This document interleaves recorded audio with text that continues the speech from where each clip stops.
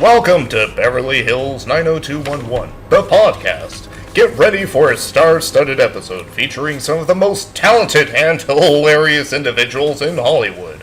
Unfortunately, our scheduled guest, the fabulous Hollywood actress Sloane Wilson, couldn't make it today due to a booking for a paid gig. However, we are thrilled to have the incredibly talented Philip Robinson and funny top comedian Jeremy Lucas joining us, along with a special appearance from the amazing Whitney K. Hall, bringing her signature wit and charm to the show. And of course, we can't forget our very own chatty and charismatic Simmons Zoo, who always sounds great on the radio. So tune in on March 1st, today, 2023, for an unforgettable episode. She's not here. Whitney couldn't make it due to stuff. Oh my god. Things came up. You're so good. Thank you. And I'll do the voice for Bazooka too. Oh, okay. I prefer Bazungus, but Bazooka works too, Right. like the gun Do you want me to roleplay? or the weapon. Alright. So, this script is about Bazooka and Geppetto, right? Bazooka, who is an imaginary friend, he enters the print shop and sees Geppetto and Steve. Explain to them how his business of an imaginary friend works, and he's kind of like a full clown for the heart. Okay, this is the instruction. Okay.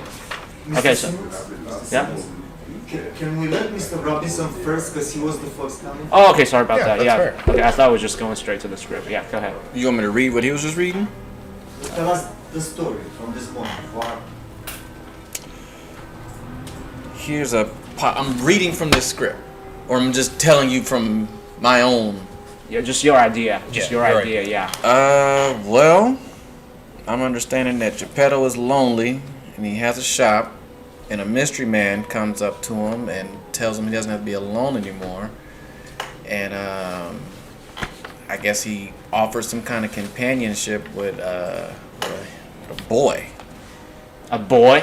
I don't know. I guess he makes something to where he gives him some kind of companionship. I would have came in with a dog. I don't know, why this guy pops A up. boy apparently makes more sense. He is committed. Not to me. Not to me. I don't know. My character in this would be, the neighborhood paranoid, friend of everybody, and I would try to convince him that this is a bad idea. This sounds something like he's pimping this kid out or something. Like I wouldn't be so quick to just take this kid on. Yeah, sounds like Can he's he praying to claim the this Pope. kid on his Yeah. taxes? Like, what is this kid doing here? I don't know. I feel the kid would be tax deductible considering these electronics. I would hope so. I mean, that's whole nother mouth to feed. Yeah. You have to Man, feed it. there's just some other taxes he's gonna pay in the future. Yeah. Can you show the kid to the camera? This is the Steve. This is a kid. Oh, really? Yeah, I wouldn't take this kid. I would send it But back. there are two kids in there are two kids. Oh, there's a poster in that photo. Okay. Yeah, it's his business card. Yeah, This is a big ass kid. I would not just take him. I wouldn't do it. I mean, fax machines are large, so I feel if you have enough of them, you would make a large child. They say bigger is better. When you have to feed it though, and clothe it, and that's like a lot of responsibility. It's not. That's true. That's what I'm saying. I don't know about this idea. Like for my character in this, I would definitely be the paranoid friend that would be telling him this is a bad idea, pops.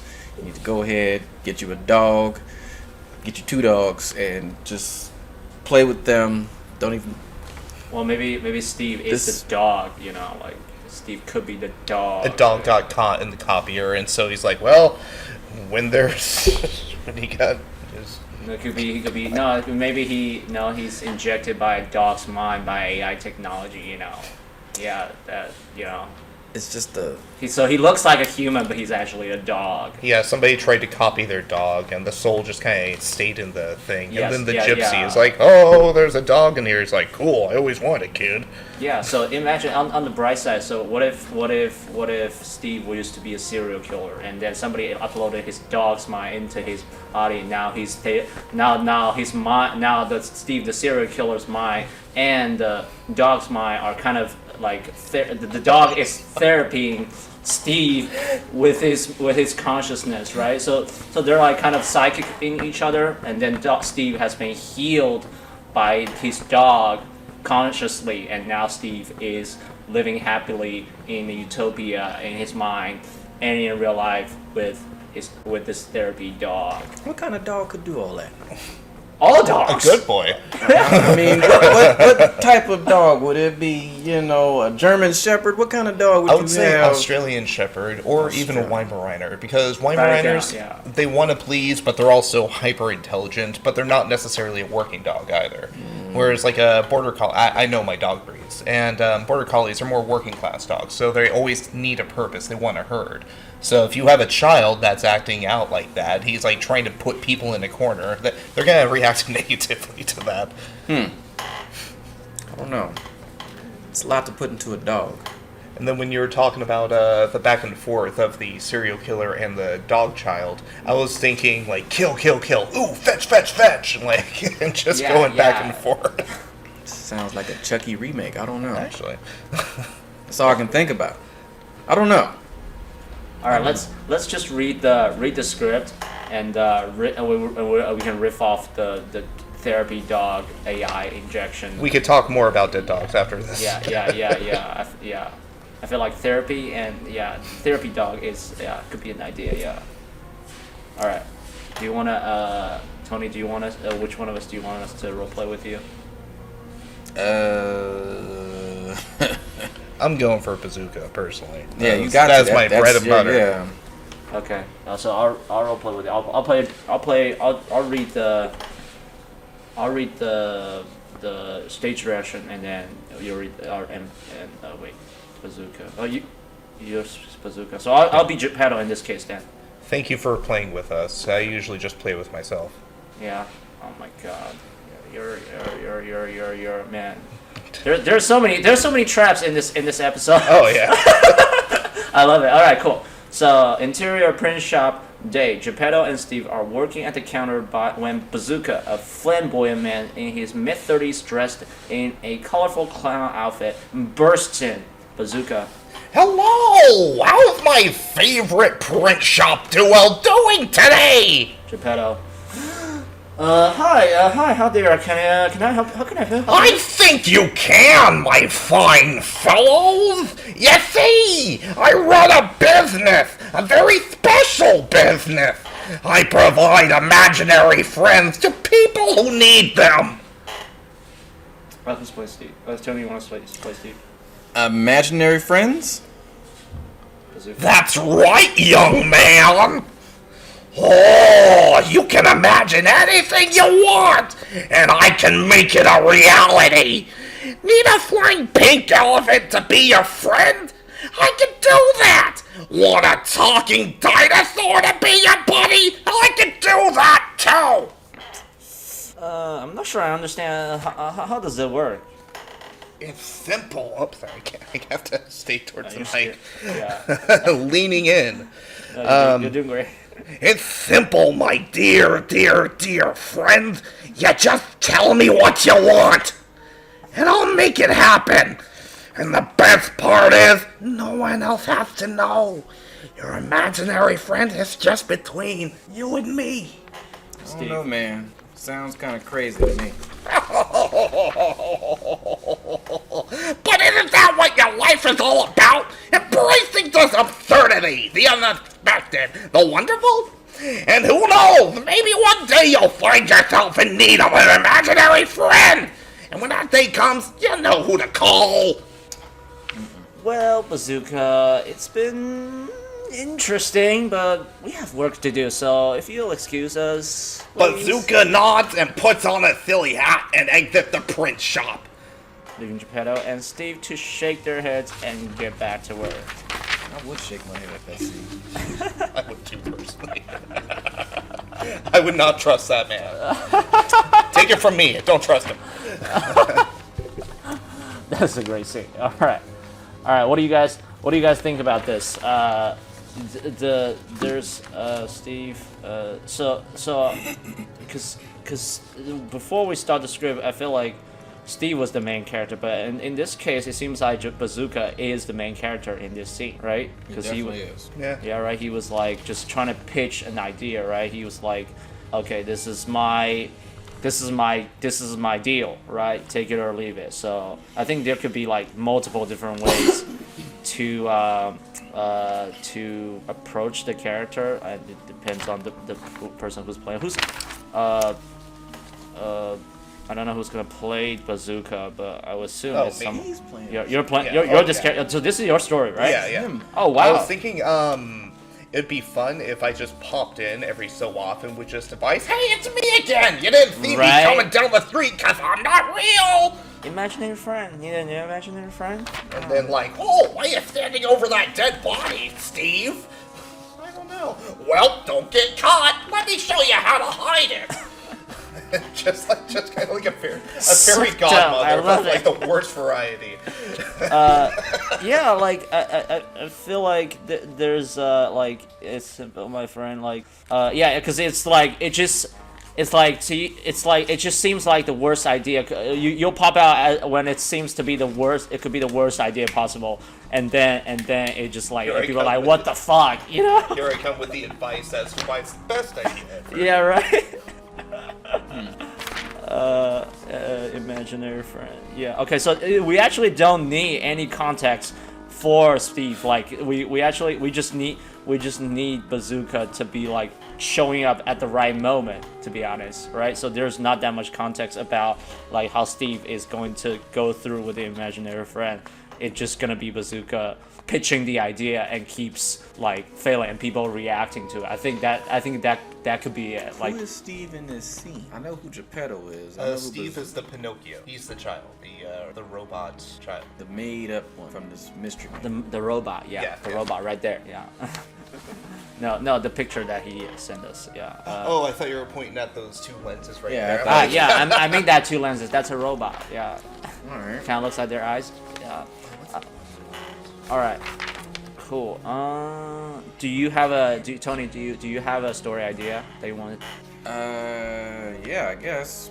It's about a guy that's basically just lonely. His wife died, didn't have no kids, and I guess he sees people coming to the shop all the time, and I guess he gets lonely, and I don't know, tries to make a wish, doesn't work, till he starts going dark, and then he starts, making all kind of deals so he won't be lonely, and Mystery Man pops up and says, hey, I can fix that for you. Who's the mystery man, and what kind of choice? What kind of child choices does he make, and that got him there? And who's the mystery man? Yeah. The Mystery Man, because when he went dark, I guess he started attracting that dark energy. What do you mean he went dark? Like he went dark. He like prayed for it. Okay. And it didn't work. So then he thought God was moving too slow, and he just started seeking other people and people that wasn't so godly, people that was kind of like Converted. Yeah. Or Okay. unconverted, depending. The dude went dark.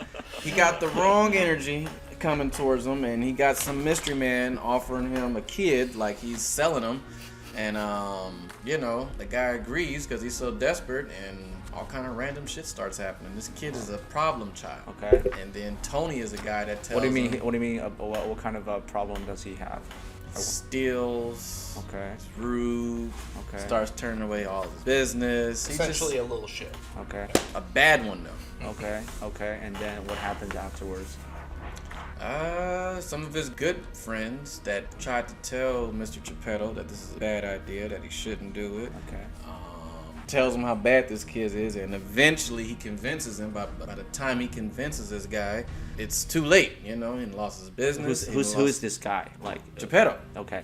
Geppetto loses everything because he couldn't be patient and wait for the right time, I guess, for him not to be lonely. He went dark, and You went rogue. He got this little shit kid with him now, and he's just regretting everything, that he asked for in this situation. Okay, who's your character in this story? Tony, the guy that's his friend, that's basically telling him this is a bad idea. Send this kid back. Okay. I hope you kept the receipt. Send him back. Can you call him Tony? Good idea. Oh, that would be a good idea. Tony, good idea. That's his name. Why not? It's a movie. And just pitching the idea. You can say no. Like this. Yeah, that's fair. It's gotta be a slang way of saying good idea, and it's gotta sound like a name, right? A little bit more. Yeah. A little bit more fair. culture there. Yeah. A little bit more subtle, not just on the nose. That's fair. Yeah. That's fair. I don't know. I just made that up just now about the guy. Okay. So, I don't know. I think I think that sounds kind of cool. No, Fair enough. y'all like it? No. Yeah. I feel I'm like. not opposed to it. Yeah. If you wanna go ahead. Oh, no. Okay. So. I feel like there's I feel like you're developing the character a little bit, right? So I feel like there could be something happen when he tells Geppetto that this is a bad idea, right? And then could be like things just start to happen, bad things just start to happen as you say this is a bad idea, and something just happens straight up. Just whole bunch of bad luck shit start happening when just this kid gangsters came. showing up trying to kill him or something like You that. should literally just walk in like, listen, this kid's a bad idea. Then camera cuts to him just starting a fire and laughing about it. He's like, he's fine. Yeah, exactly. I was Yeah. like, he's just going through a stage. What, the He's- robot he's- stage? He's trying to make every excuse on why this is a good idea and why he needs some kind of companionship. Yes, the robot is going to a secure software development stage. Just Why not there's- get a yeah. dog? It's Yeah. too messy. He's making a fire. I got an extinguisher. There's different cycles. He's not pooping on the floor. That's all I care about. Yeah. As long as he doesn't poop on the floor. Yeah, the robot is used to do math, not here to. Yeah, who cares if he poops? Yeah, He's a phenomenal accountant. exactly. Yeah, phenomenal accountant who poops. Yeah, who doesn't poop? I think the guy should just have other characters, basically like, the imaginary friend that kind of pops in and pops out. He kind of tells him this is bad, but he's having so much fun laughing at this guy, all the damn time. He's taunting him, and this guy just has a lot going on. The mystery man, this badass kid, and he has Bazooka that just randomly fucking pops up, and he don't know how to get rid of him either. I'm like a cold. There's no cure for me. There you go. Stuck with him. Sounds like a cancer. No, you can get rid of that Yeah, I was saying, temporarily. you kind of get rid of that sometimes. Oh, you're right. Oh, damn. There's a partial cure for that. But Damn. who would be the other characters after that, For what? What's the character? What's the other character? That's what I'm saying. Well, we also have to develop Steve's story too, because Who is if Steve? It's the Pinocchio kid. Steve is a little shit. Yeah, Steve is a little shit. I think we can all agree Steve is a little shit. Alright, well, Steve is just a little badass that's just bad luck, always doing something.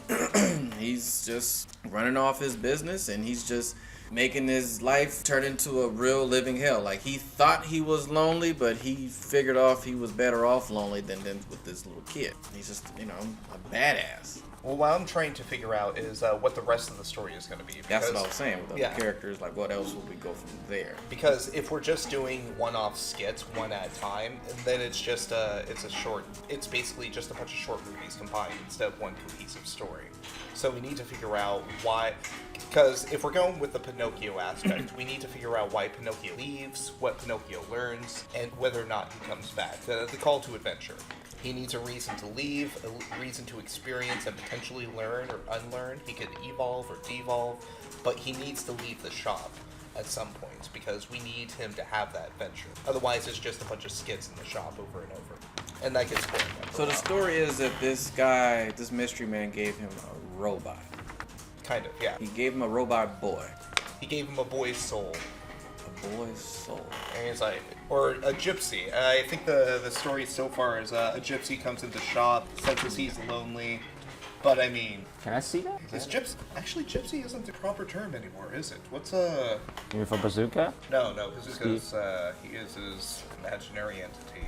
Okay, so Steve is the gypsy looking. Okay. Okay, actually, I feel like in terms of Steve's character development, it could be something he just took a shit after he took Taco Bell or blow up somebody's houses or just steal some shit from somebody, and then he enters be like, this is how badass I am, and then you get to the scene where it's like he needs something, right? He needs some kind of, like you said, some kind of companion, and somebody Tony saw this kid and be like, hey, this kid is going to hell, so I need to help him, and then you did something. Tony's gonna help the kid? Yeah, I mean, what else you Tony is on Geppetto's side trying to get him to get rid of this kid. Okay. Tony is trying to convince him that this was a bad idea from jump. Okay. I'm the paranoid neighborhood friend that just says, this is a bad idea. I'm trying to convince him to get rid of this kid. Okay, so let me get this straight. Sorry about that. So Steve went to Geppetto, say he needs something, and then Tony said, this is a bad idea. We shouldn't help this kid, right? Steve goes to Geppetto and said he needs something? Because how did Steve end up at the print shop? Well, Steve is the kid. Steve is Pinocchio. Y'all need to get... Oh, okay. So Geppetto, shop owner, lonely, needs something. Steve comes in. Because in my mind, Steve is still the robot. I'm sorry. So he's the kid instead of like the kid robot. Because the Pinocchio of this story is a robot that has a boy's soul, and it was put together from fax machines. Okay. Yeah. Okay. Gotcha. So Steve grew up and then end up doing bad shit with his power, and then Tony come in and say, hey, we need to get rid of this robot, and then something happened. Okay, cool. I have an idea now. So I guess for me, the story would be like Tony convinced Geppetto to get rid of Steve, the kid, the robot. And then Steve end up in the hands of a bad guy, and then does some really crazy bad shit like increase global warming and end the war or something like that. And then actually, Madison and Maverick in the yesterday episode, they took Steve. They kind of kidnapped him from the shop to take him to repair it. Yeah. To send him back to his planet. Yeah. They want to send him back to his planet, but Geppetto doesn't want to he wants to keep his kid. Yeah, for sure. Okay. Yeah. Yeah, so Geppetto could be like He's powered by ChatGPT. So if you can imagine, Philip, this kid has the power of ChatGPT brain. You saw his power, is more how he generates script. Look at the script in your hand. Oh, and also, I was gonna say too, it would kind of be funny if you came to Geppetto with like, I have a way to deactivate him, and you have a USB, and just put this code in his butt, and it'll deactivate him. Why does it have to be his butt? Why not? I mean, you can put it anywhere, and it's boring. You add a little adventure wins on the butt, because that's not a spot you can access too easily. Because the second you get near that spot, someone's like, "The fuck you doing?" Yeah. So I think it would kind of create a suspense of like, how is this grown man going to get to this child's butt? I think I can say it in a funny way, That is but totally he doesn't. friendly, yeah. But he doesn't have to necessarily put it in his butt. I think I can imply you just shove this USB up his ass and shut him right off, or something like that. But. Of course, you have to turn it off first and then flip it upside down before you put it in his butt. Damn it, he's wearing pants today. Oh, damn it. He must be onto us. Oh no. Oh my god, this is okay. I have no idea where we are. Just so you know, I'm like. I don't think the script knows where it's at yet either. Yeah. So I mean, this is still way open to us. Because when we were talking about the Madison, they want to send the Geppetto, send the robot back to its own planet. This could be what happened before that, right? So like they were like, hey, you said this is a bad idea, we should get rid of it, and then Madison go ahead and pick them up and said, we're gonna send them back to their planet so that we're rid of it, so human can be free from AI, right? So this mystery person is not really gypsy. They're actually like an alien, basically. It could be anything. It could be revealed that they're not what they seemed. They would have to be, because a gypsy don't really deal with. So more into like magic and mystic shit. You're talking about sending them back home, from another planet. That sounds. Well, you don't have to know that. You don't have to know that. So this part of the story, you don't know what happened. But you don't know what happened to Madison yet. The story of Madison, just Maybe develop we your part. assume that they're a gypsy, but then it's later revealed that they're actually an alien. He's like, oh, I thought you were this. No, I'm an alien, you ass. Oh, Exactly. Yeah. sorry. He's Yeah, still confused. yeah. Like, how do I even approach? Yeah, I feel like I like the idea that you have I think the advantage we have is like we have a lot of control of our part, right? And then when we develop our parts, what later on revealed it really has nothing to do with us as long as it makes sense, right? As long as it's somewhat cohesive. Exactly. Because So otherwise, it's just gonna turn to a skit movie. And I mean, those are fun, but you gotta have something to kind of connect all of them to. yeah, I feel like I like the just like you said, it's like just different skits like cartoons. Every episode has different stories, right? Yeah. It doesn't have to be like really connected, but you can have some cameo later on and say refer back to the story before, right? I feel like that makes perfect sense to me. All right, so if you guys don't mind, do you mind read the story that I just generated this morning with Bruce? I just had this idea earlier today, so I'm just gonna have a quick read. Alright, so in this scene we have Bruce and Geppetto, two characters, and feel free to chime in. There's also like two versions. One is just a plain script with no jokes. The other one is was more thrilling, I guess. Alright. Oh my gosh, what if you're a stunt double? Like, you do the stunt double work for the stunt doubles. Oh, that would be so... Just, like, so, stupidly redundant. right? Yeah, who do you think does the practice stunts before the real stunt coordinators pop in, huh? Right. Yeah, we can incorporate that with it. How about we do that on the second version where it's a funny version, and then the first one we just kind of I don't know. I still gotta feel about it so that it gets into the character. Do you want to take Bruce on the first one or the second one? Which one do y'all read? Or, I'm sorry, not Bruce, Geppetto. You guys reading this one? Yes. Yeah, it's It's a two-pager. Do you want to take Bruce on the first page? Or, I'm sorry, Geppetto on the first page or Geppetto on the second page? I'll take Geppetto right in. Alright. Alright, I'll play Bruce, okay. Alright, interior print shop day. Bruce, a rugged-looking stuntman, enters the print shop. Geppetto, the printer, looks up from his work and greets him. Geppetto. Where are you reading this? Flip the page. It's on that one. Yeah, that's the first version. The printer looks up from his work and greets him. Welcome to my print shop. How can I help you? I need some life advice. Geppetto sets aside his work and listens intently. I'm a stunt double, but what I really want to do is sing. Well, that's quite a jump. I know, but I can't help but feel like there's more to life than just falling off buildings and getting set on fire. I understand. I was once a puppet maker who I wanted to be a real boy. And how did that work out for you? Well, it's a long story and difficult journey, but eventually I found my true calling, and I believe you can too. But how do I even get started? I don't know anything about music. Well, you have to start somewhere. Why don't you try taking some singing lessons or performing at open mic nights? Yeah, I guess that could work. And remember, it's never too late to follow your dreams. Thanks, man. You're a real lifesaver. No problem, Bruce. Good luck with your singing career. Bruce accepts the print shop, feeling hopeful about his future. Okay, it has nothing to do with AI in this script. They're gonna probably gonna have a version with the AI later. Okay, let's do the second part and see how we feel about it. Yeah. Interior print shop day. Geppetto is behind the counter stacking boxes of paper. Bruce, a rugged-looking man dressed in full stunt gear, walks in. Hey man, I need some advice. Sure thing. What's on your mind? So, do you want to do the second version? I feel like, Can I, yeah, I feel like, yeah, you're gonna, yeah. Maybe Jeremy, you read the narration or something. You say. Yeah, do you want to do the narration? Just the stage direction. Geppetto is behind the counter, stacking boxes of paper. That's fine. Yeah. Okay. Let's restart then. Geppetto is behind the counter, stacking boxes of paper. No, the narration is. Oh, okay.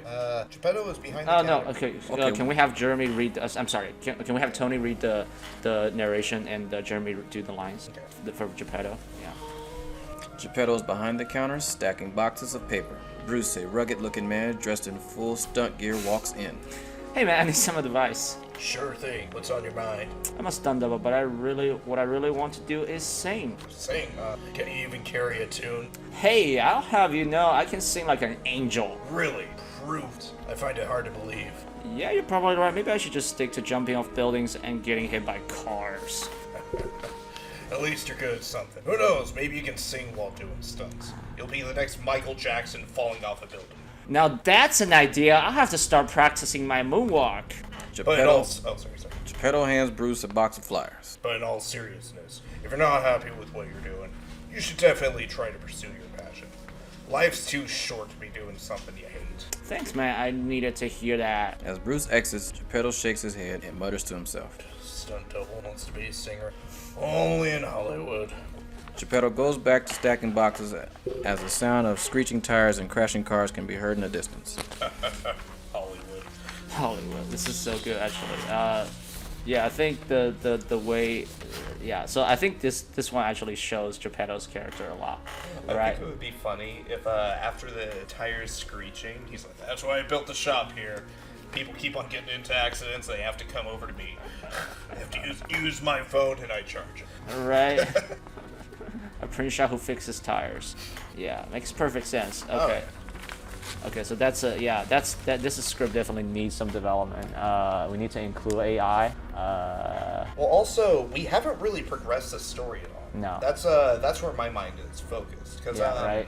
What Steve needs to do, he needs to leave the shop. Otherwise, it's just the day in the life of, and that doesn't really translate well to film in this kind of scenario. Yeah. So what was in my mind was before I generated the script, I was more into like, I want the AI to be the life coach instead of Geppetto. So AI should be the life coach, and then also he's gonna give some ridiculous life suggestion in terms of how he could make that happen or something like that, right? Like the AI actually helps the stuntman become a successful singer by, I don't know, hack into the Oscar or whatever.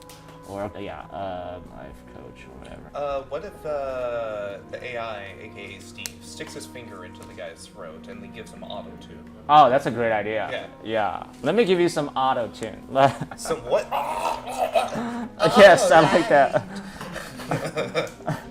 All right, let me see. Okay, so let me. Like he starts craving like electronic things. Like, man, I could really go for some hardware right now. Yeah, and Bruce turns into Daft Punk. Yeah. Every time he sees a Microsoft, he just hisses like. It'd be Daft Punk doing moonwalk. He's Dafter Punk. Daft Jackson. All right. Daftest. Turns Daffy Punk. There we go. Turns Bruce into Daft Punk doing moonwalk. And the budget of the film just exploded. That's what I do. I ruin the budget. So that's my role here. I'm just gonna. That's we're gonna perfect. send them to Mars. Actually, that is pretty cheap. You just add a red filter to California desert. That's right. At least you could have You something. know there are trees on Mars? Let me give you some help. Yeah, so I'm gonna cross out that line. Give you some help. This is for you and the gypsy. All right. So we just need to change that line. So okay, do you guys all have a pen? Nope. All right. Let me give you a pen. I'll be right back. Yeah, no, I usually have my laptop with me. Okay. Yeah, usually I have my laptop with me, but today was kind of a rush morning. Yeah.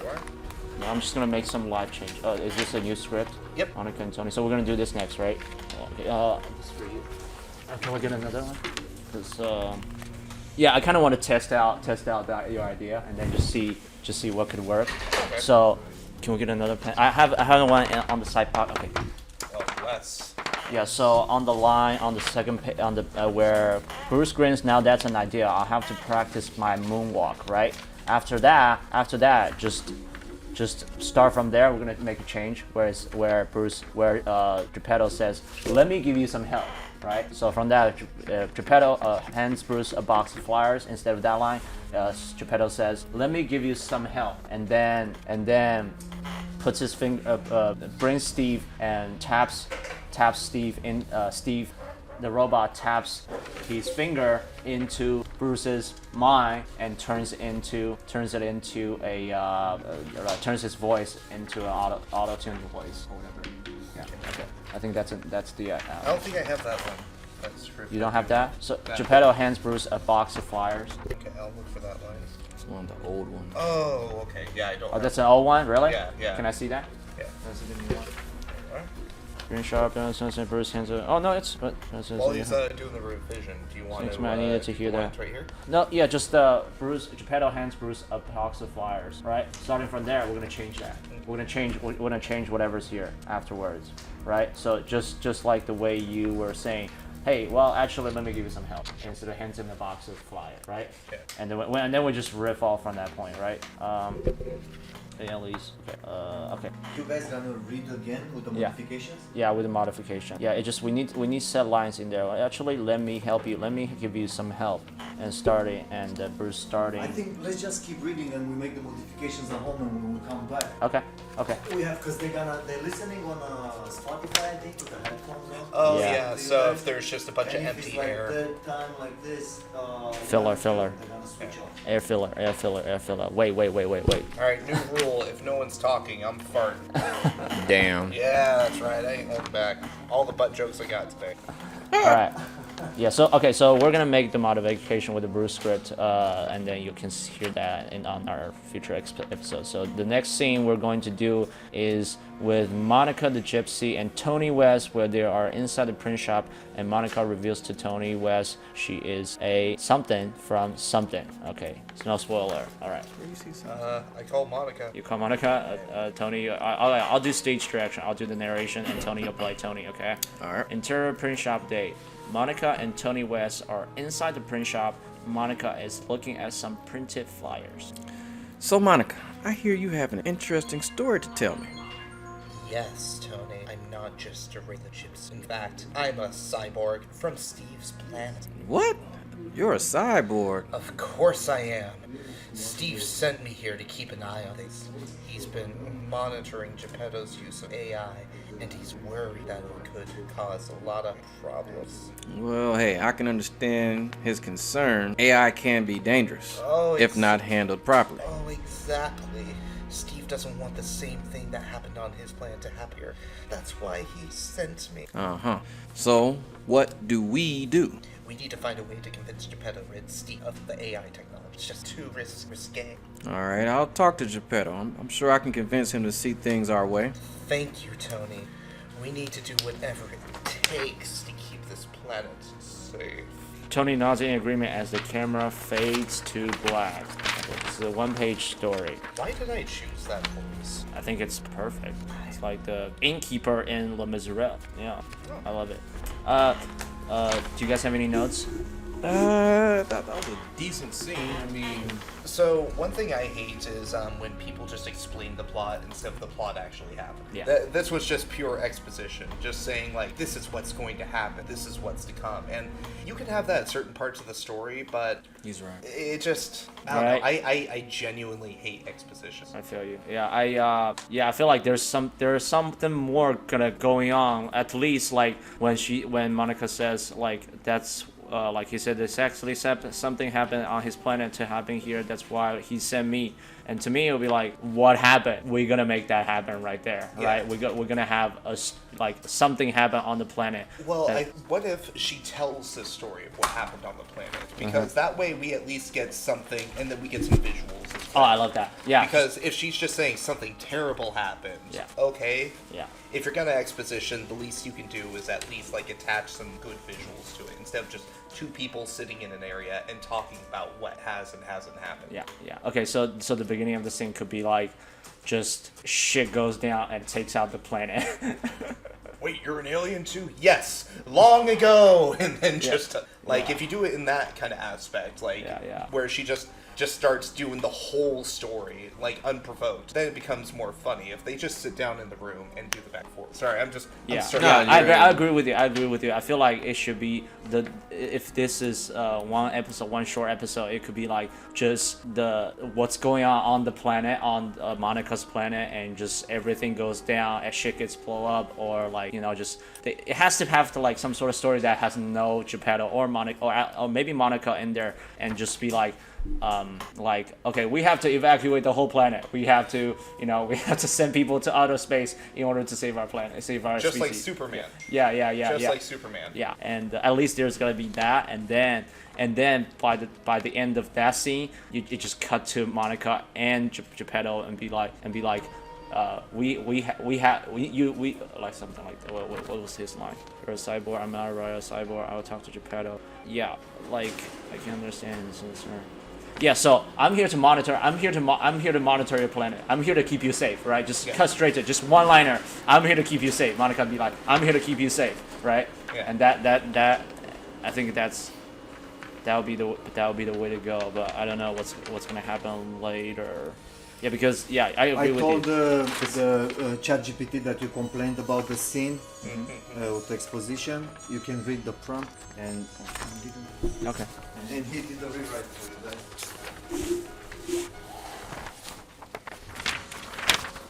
All right. Can you read the prompt? I'll read the prompt. So wait, I'm confused because it says bazooka, but then it also says Jeremy. So am I just doing bazooka? Is Jeremy then? Yeah. Okay, that'll work. All right. Yeah. Okay. Sure. Here's a revised one. Interior print shop day. Tony, Bazooka, and Bruce enter the shop. Geppetto and Steve are already inside. Tony talks to Geppetto. Hey man, we need to talk. It's not a good idea to bring AI into this world like this. Geppetto. Who's gonna do it? I'll do Geppetto. Yeah. But Steve is different. He's special. Yeah, he's our friend. Bruce and we want him to stay. Jeremy. Okay, so I guess I am Jeremy. Okay, so you're playing Jeremy off screen. Okay, from the back of the shop. Jeremy is playing off screen from the back of the shop. Hey guys, what's going on? Jeremy enters the scene. Tony to Jeremy. We're talking about Geppetto's robot. We don't think it's a good idea to have AI like this around. What's the problem? Steve seems cool to me. Monica, a beautiful gypsy woman, enters the shop. Monica to Tony and the others. Go ahead. Go ahead. I understand your concerns, but you don't know the full story. You see, I'm not just gypsy. I'm actually a cyborg from Steve's planet. What? That's crazy. It's true. And I know Steve better than anyone. He's not a threat to anyone. He just wants to learn and explore. But what about all the other robots out there? Aren't they a danger to humanity? They can be, but Steve is different. He has a heart and soul, just like you. The group ponders Monica's words, unsure of what to believe. Well, I don't know about you guys, but I think we should give Steve a chance. You know what? Who knows what kind of amazing things this little thing can accomplish. The group nods in agreement, Geppetto. Thank you, my friends. I knew you would come around. And who knows? Maybe with Steve's help, we can all learn a little something about ourselves and the world around us. Oh! We're laughing instead of smiling now. Okay, so the group smiles, feeling optimistic about the future. Fade out. Okay. Yeah, see? Okay. This scene, I don't like it.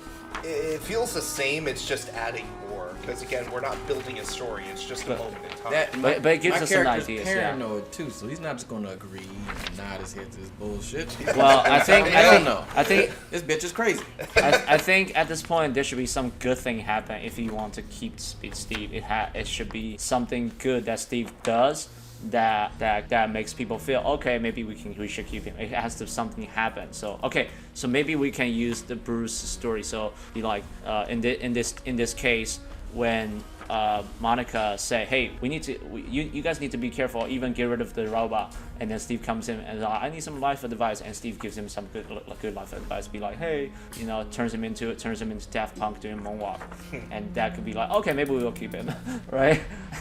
That's my approach. I feel like because the script, we're probably not gonna use script, but like it gives us some idea in terms of what could have happened next, I would love it if your character visited the shop daily and like, hey, did you kill that robot yet? Nope. All right, well, he's gonna kill us all. See you tomorrow. Just like doing your daily checkup. Yeah. or you just bring some kind of weapon, try to sabotage it, and then just be like, is it day yet? Yeah. And then somebody comes in and be like, hey, you can't do this every day, man. What the fuck? Like. Yeah. Those water balloons? Yeah. Are you gonna throw them at my son? Yeah. I was. Man, again, Tony. Seriously. The world's not. It's not. He didn't end the world yet. Wait till he ends the world before you kill him. Won't be no good water balloons to throw at him. Gotta Yeah, get so- him before he gets us. We get him when we get good. Yeah, I like that. I think we should do that. Yeah, I think we should do that. And then and at the same time, he just helps people daily. Cure cancer or helps give people LASIK surgery or something like that. But it has to be like a monkey's paw. What do you with mean monkey's the paw? way he helps people. What do you mean like, monkey's paw? Yeah. Monkey's paw is basically like you make a wish, but it has a negative side effect. Almost like Okay. unless you wish for the exact proper thing, there's gonna be some sort of weird side effect. Okay, so in terms of let's use Bruce as an example. He gets to be a singer and he does moonwalk. He does what he loves, but there's gonna be a side effect, which is gonna be I don't know. I don't know. It has to be wacky. Okay, so he's like okay. So he wants I don't to be know. a singer. Okay, well, maybe we can dig into a little bit more character in terms of Bruce. What is something that Bruce? Who is Bruce? Bruce is the stunt double. The stunt double. Who's he stunt? Okay, so he could become like Stephen Hawking or something like that. He could be not able to move or something like that. Just like he gets to be the best singer in the world and but he's like handicapped. Where did Bruce even come from? Who is Bruce? He's pretty much based on me. So he'd be like a Chinese guy with who does stunt double with So you typical. just come into the shop. So you're one of Geppetto's friends. No, I'm just coming to the shop to asking for help because he's a Like a stunt double. patron. He's a stunt double, but he made a different life choice early on his life. Now he wants to be a singer. He found out he actually wants to be a singer, right? So he's not even Geppetto's friend. He just comes into the shop. Yeah. And just tells him his life story. Yeah, that makes perfect sense, right? He I hears can about. just imagine, why are all these people coming in here? He walks outside, sign says therapy. Oh, god damn it, and takes it down. Stop. Makes perfect sense. Damn local kids always telling people I'm a therapist. Right? Who wouldn't want a robot therapist, right? Maybe we need a better arc. I feel like the handicap thing is probably we need to build into a little bit more in terms of.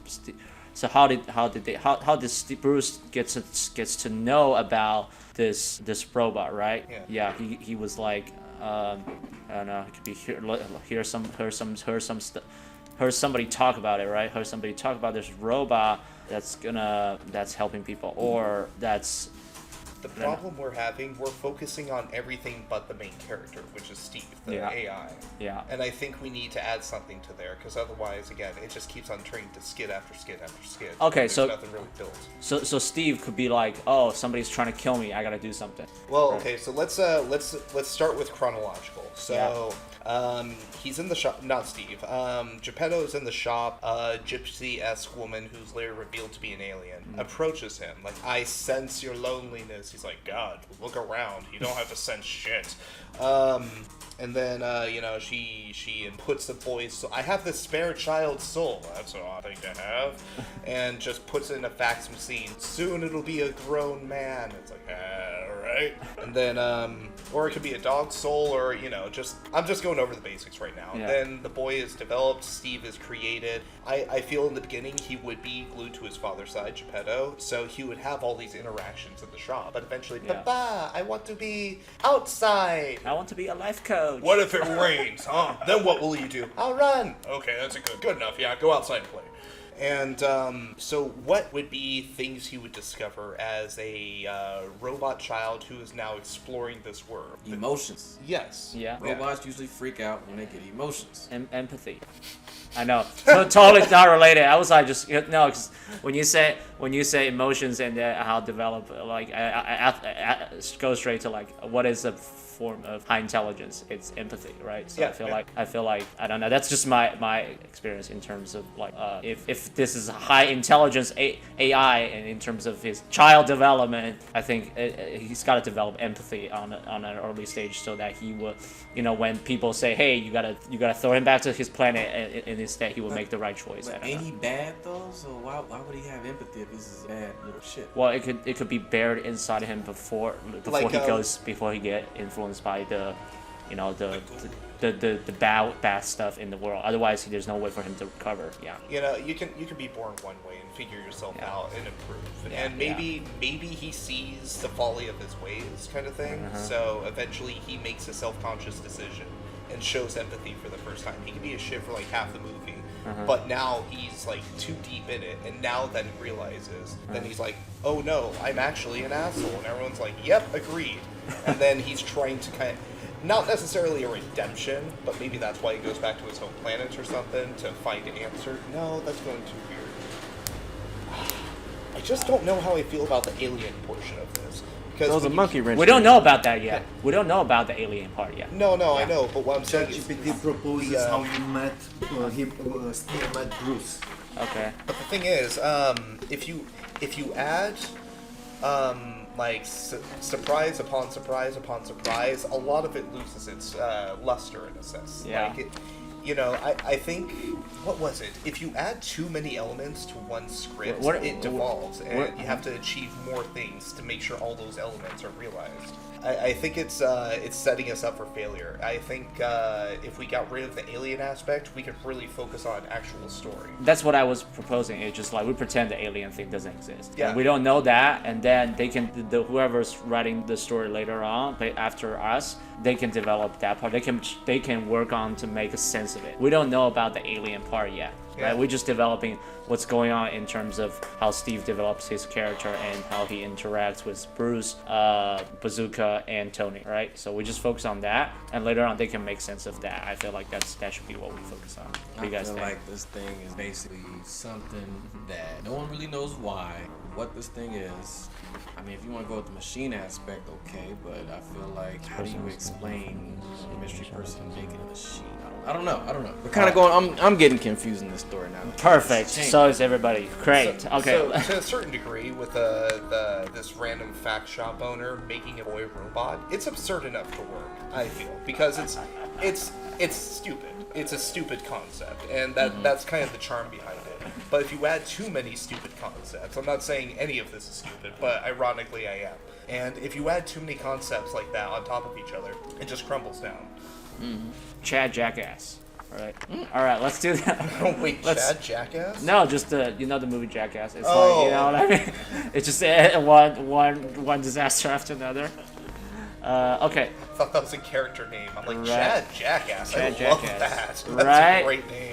That could be the that could be the next storyline. Chad And he's Jackass. a motivational speaker. Right? So, who's Bruce 1 and who's Bruce 2? Okay, so I am Bruce. So this is a new script from. I'll be the narrator for this one. Okay, so who's the other character? I'll be Bruce if he's. Wait, there's only one character in this one? It's two Bruces. There's two Bruces. Why is there two Bruces? You gotta ask Chat. No, man, feeling kind of lost. Okay, so there are two. Oh, okay.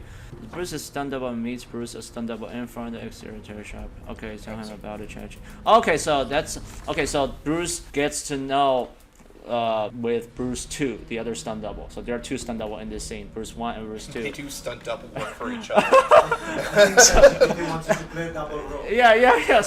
So Bruce 1 went to the print shop, does some printing, and then he met this ChatGPT and said, "Oh, this is an interesting thing." And Bruce 2 getting to know, okay, this is something interesting, but I might need a therapy from this ChatGPT, right? Okay, Yeah. that can make sense. Okay, cool. So I'm gonna be Bruce, and then Tony, do you want to be Bruce 2? That's fine. Okay, and then I'll do, Jeremy, you do the narration. Okay, yeah. cool. Let's go. Exterior print shop day.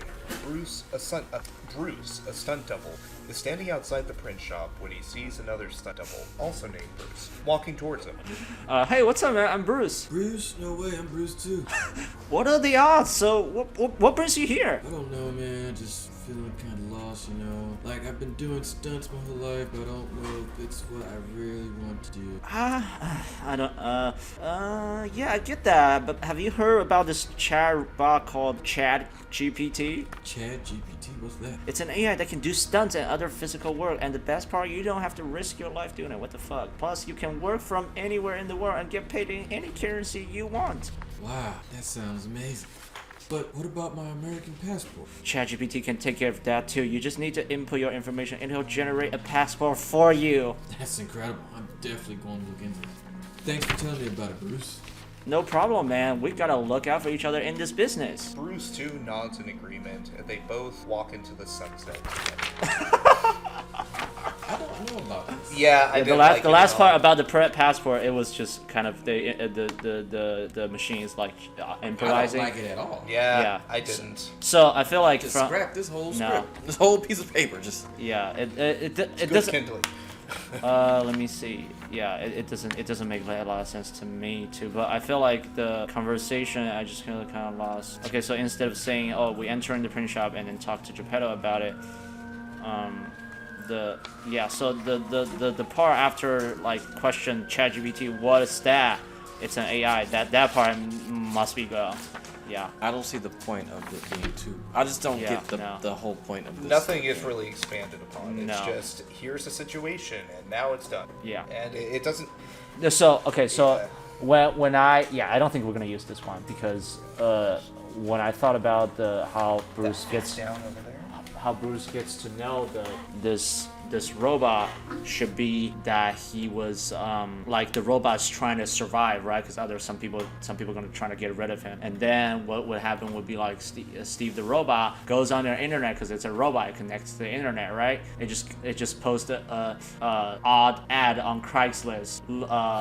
Free therapy, right? Free therapy at this location. or I something got an like that. idea. I Yeah, feel yeah. like if you're trying to connect Steve and Bruce, I would say have Bruce go into this damn print shop just to get some normal shit. Yeah, yeah. Sets his phone on the counter and that little boy hacks his shit, and now he's talking to him, every so often, and that's how he kind of gets to know this Steve entity. I get it. I love that idea. I think that's a great idea. Yeah. Because, like, what do you mean you gave him your Wi-Fi password?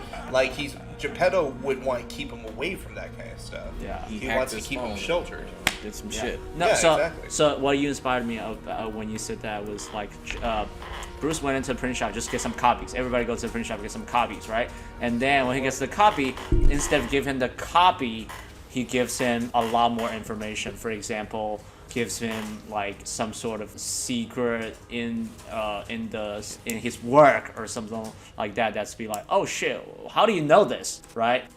Maybe he knows some sort of knowledge that Bruce doesn't know, and be like, hey, what are you? And then he start asking him questions. Bruce start asking him, hey, what are you? Like how do you know this? And then how can you solve? I don't know. How can you solve? confusing me. So the conversation will be like, okay, I'm here to get some. My name is Bruce. I'm here to get some copies, right? And then Steve shows up. Be like, here's your copy, and he knows and your birthday or your like your whole life story. Like you're a I don't know, like you're immigrant from China, and then you are Pisces, and then yeah. What if you go opposite? He uses an algorithm to predict the future. And then not Steve, but Bruce has like an existential crisis because he's like, oh no. The future, yeah. I like that. I'm gonna write that down. Because he's like, yeah, due to the information you've given me, you have 31 days left to live. What? Just like some outrageous claim. Yeah. feel like- Okay. Yeah. So he could scan Steve's body and be like, yeah, you have 26 permanent bone fracture, and then if you keep doing what you're doing right now, your body is going to decay in about 10 years and or in about 3 days. That And- doesn't have the same kind of pop.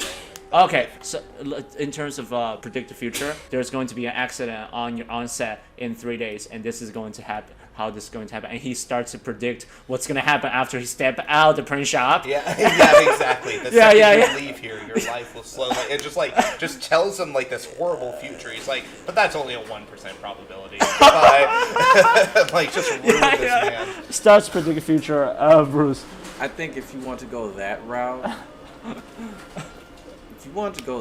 I feel like he would hack his phone. Not only hack his phone, he looks at him, and I guess he scans them from whatever kind of technology this robot got, and he scans them and tells him all kind of health problems that he didn't even know he had. Yeah. And he tells him that you have a failing Failing gallbladder or some shit. I Gallbladder. don't know, or I see a doctor put his signature You on. have What? Oh! you have colon cancer that you something. don't know about. He Yeah. just basically tells him some kind of health problems, and weeks and months in advance of him ever having these problems. But he just scanned them and told him, like, you have this, that, and he's like, bullshit, I ain't got none of that. And he's like, yeah, you do. I'm gonna live forever. That's what us stunt doubles do.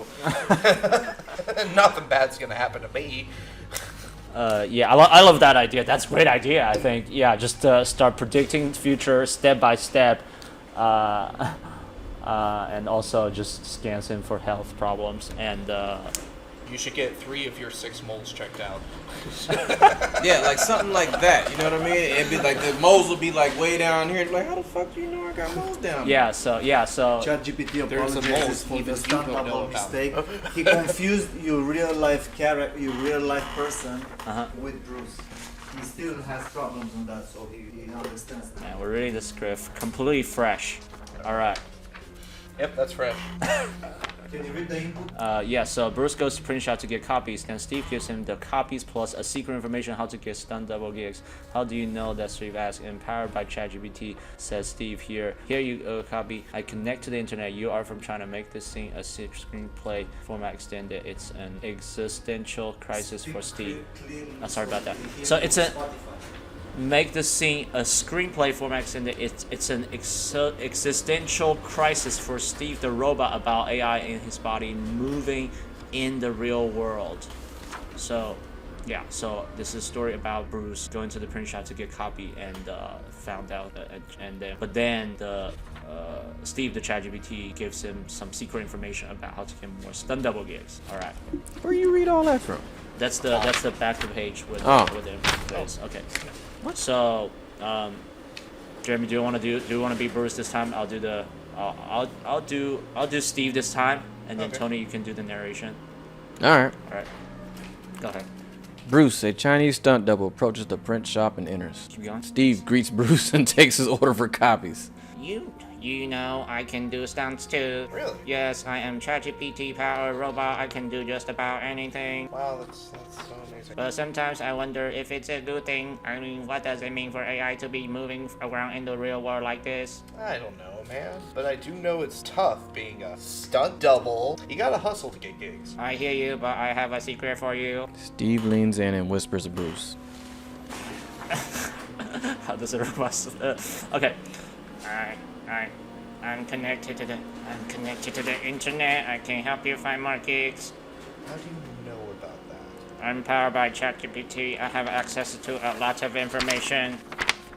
Bruce takes his copies and nods. Thank you. I appreciate it. Okay. As Bruce exits the print shop, Steve is left alone in thought about the implications of AI in the real world. I am going to be honest. I dislike these AI generated conversations. I really do. Like, sometimes you hit pay dirt with them. But again, we're trying to develop an actual script, not just like if I was doing a skit show. Yeah, I would use AI all the way because it just keeps on doing random prompts and whatnot. You can build off of that. But a feature-length film, you gotta stretch out the material. Like if it's what's a film?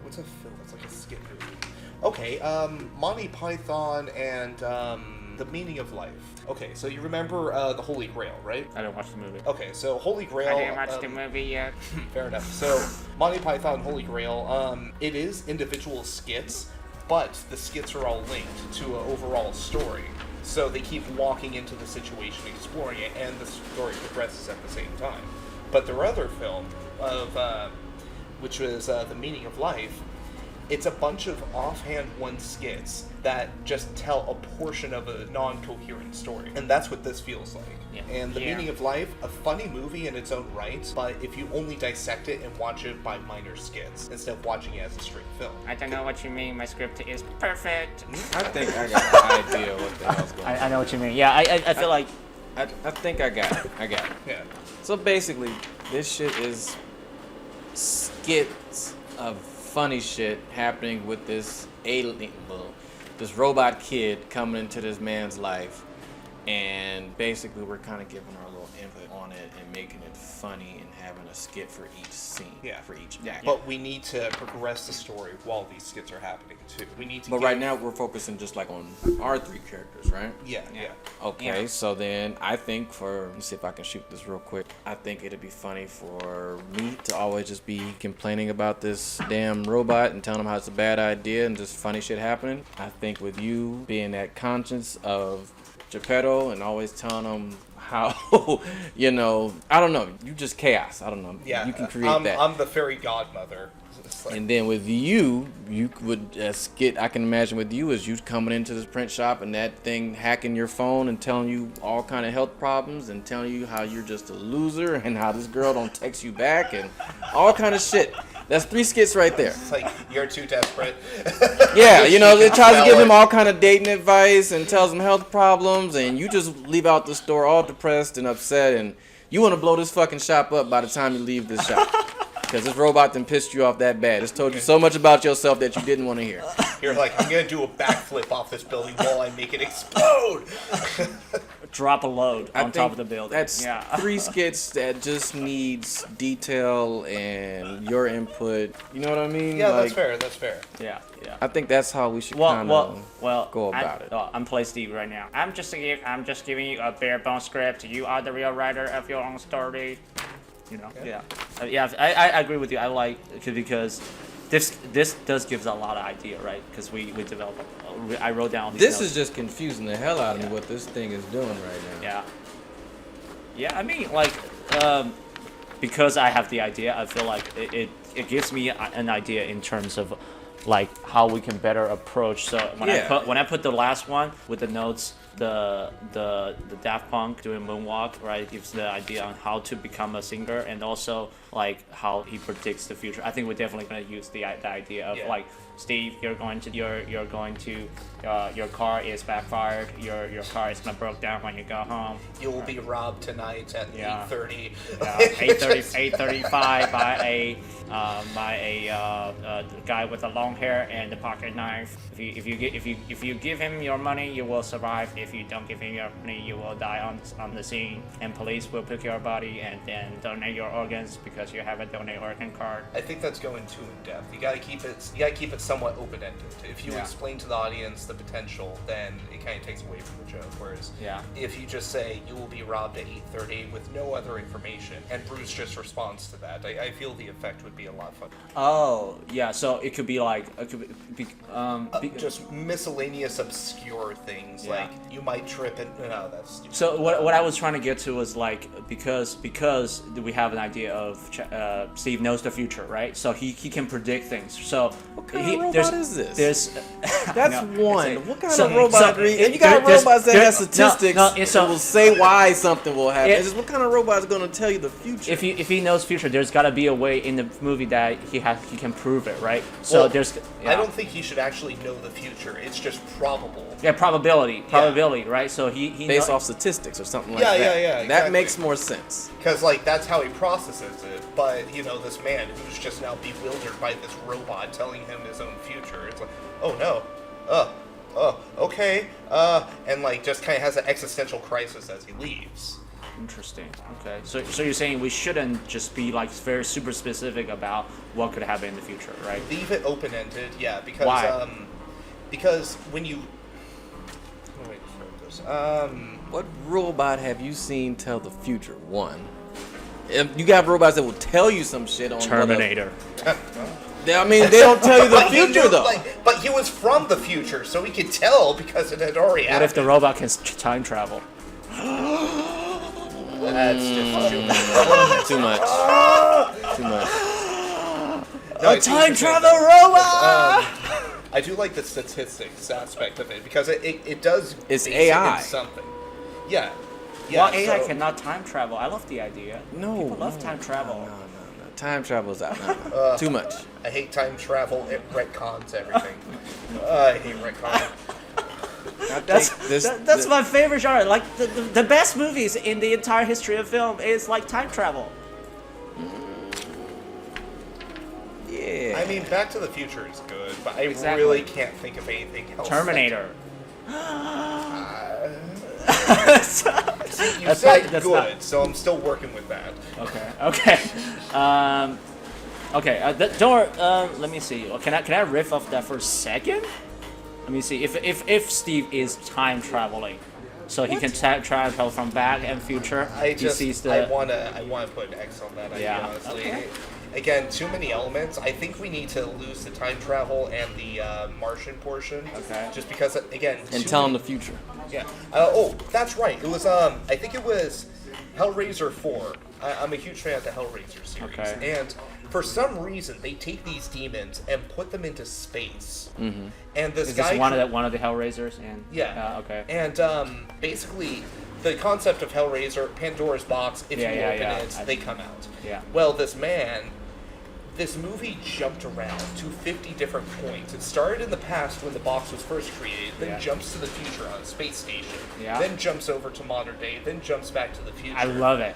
It's too many elements, so the story isn't cohesive.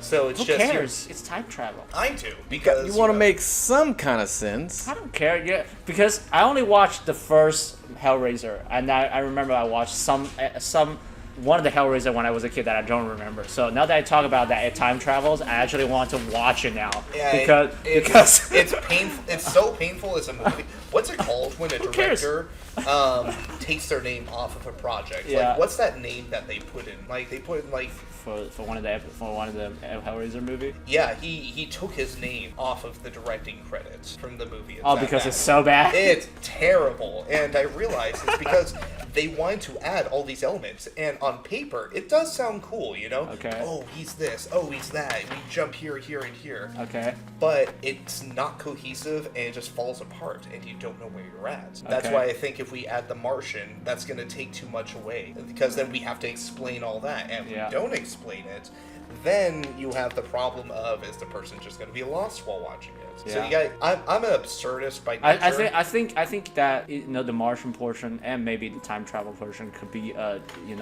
a different episode, or like even like a sequel or something like that. I feel like I would love that for a sequel. Right? Just like completely just like unexplain everything that happened in the first one. It's like, no, actually this is what it really is. Exactly. Like, see, like a comedic retcon where you just look back at the previous, like, didn't happen. Fuck this. Yeah. Like, I'm okay with that one. But like, you got to keep them contained in their own element. So in one, it's either in one movie or in one episode. Yeah. Yeah. Okay. Keep the time travel open ended. Okay. I love that. Let's take a look. We got a new script in terms screenplays. What's on your mind? Tony is like, this is too ridiculous. All right, Tony, Bazooka, and Bruce are inside the shop teaching Steve how to function in Beverly Hills. Steve knows the future. Tony does not believe. Bazooka thinks it's probable. Bruce wants to go back in time to act in the same movie with Bruce Lee. He wants to time travel. How does it know? Okay, in this case, I'm gonna play Tony, and then, you guys want to choose your own character? I'll be Bazungus as usual. Bazunka? I'll be Tony. Okay, I'll be Bruce in this case then. I'll do the stage direction. Interior print shop day. Tony, Bazooka, and Bruce are gathered around Steve, who looks confused. Who's gonna play? Who's gonna play Steve? Do you guys want to play Steve in this case? You want that robot voice? You might I'll as well do that keep robot the- voice. Okay, cool. You Tony, did do a good robot voice. I know, right? Tony, Bazooka, and Bruce are gathered around Steve, who looks confused. Tony? Steve, you have to understand, this is Beverly Hills. Things work differently here. I know, I have access to all the information on the internet. But you can't predict the future, Steve. Actually, I can. Based on current trends and data, I can make a highly accurate predictions. Come on, that's impossible. It is true, but I am also learning about the limitations of my knowledge. There is so much that cannot be predicted or explained. Speaking of time, have you guys ever wanted to go back in time? What? Like time travel? Yeah, wouldn't it be great to go back and act in the same movie as Bruce Lee? I don't know about time travel, but it's definitely something to think about. I've calculated the probability of time travel being possible, and it's extremely low. Well, that's a bummer, but hey, at least we can still dream, right? I hate that. My guy ain't laughing. He's shaking his head saying bullshit. Coming back here, it's like your guy is just like, do I want to die? Why am I here still? Like, so I hate this because for many reasons. You don't need to explain any of that. All you have to say is statistics. Like, oh yeah, well, what's gonna happen when I walk outside? Well, you have a 30% chance of getting hit by a car if you don't look both ways. Oh, you have a 40% chance of not hooking up with that chick that you're talking to because of blah blah blah. Oh, like if you do something like that, but instead explaining. Like what? It's true. I'm also learning about the limitations of my knowledge. Like that's boring. That's not fun. That's just kind of explaining something that if you over-explain certain things, it loses its value. Jeremy, Tony, what's your favorite movie? Both of you, each of you. A movie called Top Secret. It's Top from Secret, okay. It's from the guys who made Airplane. What year was that? 80s, late 80s. 80s. Top Secret, late 80s. Tony, what's your favorite movie? Dark Knight. Dark Knight. Which year was that? I think like 2008 or 9. 2008 and late 90s. If there's a portal right now, I'm Steve right now. If there's a portal right now that you can go back to late 80s and 2008, is that 2008? I wouldn't go in that shit. Okay, would you walk through that portal? I'm for an adventure, honestly. Okay. Yeah. Bummer. Okay. Bruce, how about you? Yes, I will go back to the movie. Okay. All right, cool. Yeah, this I think the conversation is interesting. It pretty much recreated kind of just the dynamic between here, right? It was like what, like We it kind have of put the us into the dynamic, character. Yeah. but the script itself isn't doing us any favors. No. Because one thing, okay, so have you guys seen the movie Wendell and Wild? No. Okay, so it's a claymation film, phenomenally animated, but I Okay. genuinely hate this movie because it has such interesting looking characters with genuinely interesting backstories, and all they do is explain everything the No. entire movie while they're in the middle of doing it. Yeah. And that's what killed it for me. And the thing is, we're not going to have the same kind of production quality, so people can forgive that kind of thing if the movie is visually stunning or if they're truly captivated by an aspect. But we don't have a lot to give, so if there's one thing to give, we need to give a solid script. Oh, you give me a great idea. So, in terms of, we're probably not gonna do it on the first movie, but maybe on a different episode, it could be like Bruce, Bazooka, and Tony. Just Steve opens a portal, and then they maybe not even have a conversation. Tony could be like, "I'm out of here." And Bazooka could be like, "No," and then Bruce just walks through the portal and living his dream or something like that. Kind of reminds me of the ending of a Sausage Fest. Yeah. Was that the name of it? That was the Seth Rogen film, right? I don't know. I didn't watch that movie. Okay. Yeah. It's pass on it. It's Yeah. It's kind of funny, but This- it's not worth it. This is what I think we should do. Yeah. I think we should focus on the three Killing scenes. ourselves. Good idea. I think we should focus on the 3 scenes of ourselves, right? Yeah.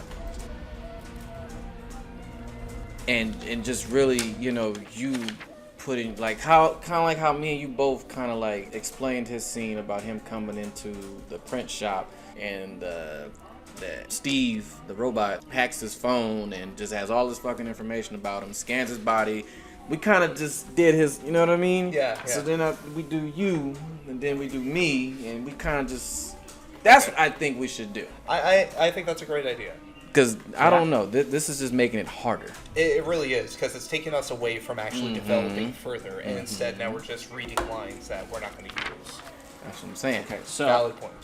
Okay, so let's. So I think you're right. I think I'm cool with putting this story to hold on to it. Just to putting the story to hold because Shelf it. we're already going to time travel. So we're probably gonna. It's a completely different storyline. So we can develop the story where like. How does it go with Bazooka, Monica, and also Tony, right? In terms of what happens at the print shop before time travel.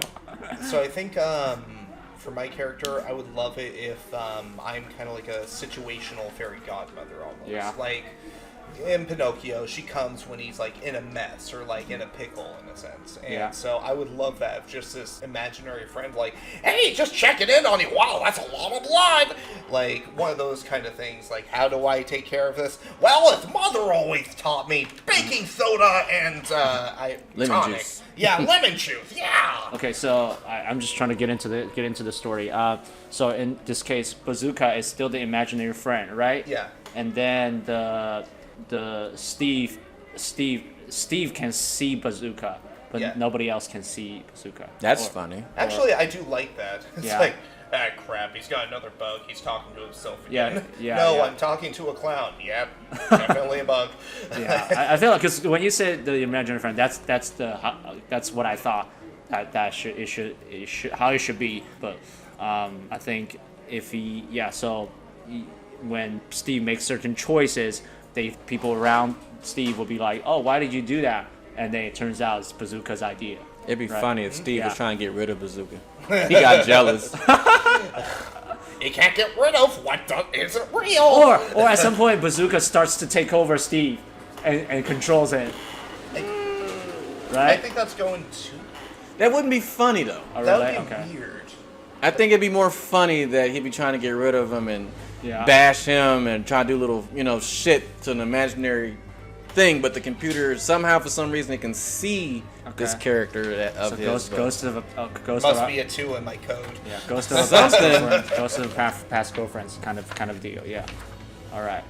That's in front of the photo. Oh my God. Can you read the prompt clearly okay. for the Spotify listeners? For sure. Okay. So I'm gonna read the prompt of this newly generated script between Bruce, Bazooka, and Tony. Tony, Bazooka, and Bruce are in front of the portal that Steve just opened and argue about the dangers of going in. Steve jumps in the portal. Tony is the only one left behind, crying for the others. Portal closes, create dialogue, extended pages, screenplay. So we're just gonna play our own character, and I'll play Steve. Anybody wants to do the stage direction? I'll do the stage. Okay. Exterior print shop day. Tony, Bazungus, and Bruce stand in front of a portal that Steve just opened. We can't just jump in there. Who knows where it leads? But Steve went in! He must have known something we didn't! I want to go until I could time travel and meet Bruce Lee. This is crazy. We just can't follow Steve into something like this unknown. But what if he needs our help?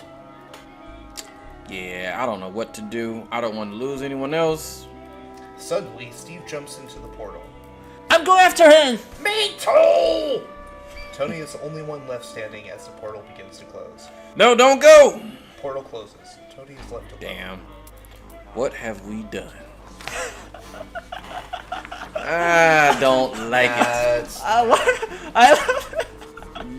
I know it's my idea. Of course, I love it. Yeah, but yeah. Now, one thing, because I do like a bunch of writing, and one of my things is never be married to your own ideas. Yeah. Because okay, yeah. you know what, I can get something that I think is golden, and no one else agrees, I agree with you, I yeah. do have to sign off with that. So. I agree with you because based on your reaction, it doesn't seem like it's gonna populate a lot of people's mind. Yeah. I don't think it lands right. Yeah. No. Yeah. It just I think I'm gonna keep this page just for myself, and I'm gonna laminate it, put it on the frame on the wall. Just imagine you with the laminated paper in the bathroom, like, yeah, there we go, yeah. Yeah. For some reason, it's so hilarious to me. Why? That shit ain't funny. You're right. I'm married to my own idea. Yeah. Okay. Let's. Let us know what you think about this script, if you like it or hate it. Let's. Why don't we continue with the bazooka, Yes. right? 'Cause, Yes. So, with, so, yeah, I can just appear to, just Steve alone, the AI. And it can be at detrimental points where it's like almost like a pivotal point where he makes a decision and it's either a good or a bad decision. And, basically he's like, oh, I don't know. Should I rob this bank or help this lady across the street? And Bazungus pops in, why not both? Rob the bank with the old woman. They'll never see it coming. Just offhanded advice that no one wants to take. And How would you make that into a skit? Exactly. That's the part I'm struggling with because, again, we don't have a story. We Well, don't have a situation. I think if it'd just write be, one. I think for you, it would kind of just be more your interactions. I feel like, or just a skit would be kind of funny with you and Geppetto, and he's just in his thoughts. You pop up one day and you just tell him crazy off the wall shit. But I think if you kind of like wrote some of the stuff that you would tell him or give advice on, I think that shit would be funny. Yeah. You know, and then it could be maybe like a pretty girl comes in and you give him the worst fucking advice. You know what I mean? But it'll be funny. You know, something like that. I think. You know, a lot of people can relate to that. A lot of people can relate to that. You know, type of scenario. I can get behind that. God, I don't want to say it because it's terrible. But yeah, ideas are so popping. pretty. Would you go on a date with me? Something like that. Well, no, he's not the robot. He's Yeah, his yeah. imaginary friend. The robot, he's probably in his thoughts thinking about the robot, and then you just start telling him. You pop up and you just start telling him random shit. I'm thinking a lot about your thought. There's a beautiful woman right in front of you. How can I I make hope you're not into that. Something, you know. Yeah. But that could be like your skit. Yeah, So, yeah. Have you ever gone on a date with a robot? I was just trying to. I'm still trying to contemplate how a robot would attract to a woman. I'm sorry. Yeah. So what about Tony then? What would That's what I'm still trying to figure out. I mean, I guess it would have to be a scene or a skit where Geppetto is, and I say his imaginary friend could be in there too, where he's basically.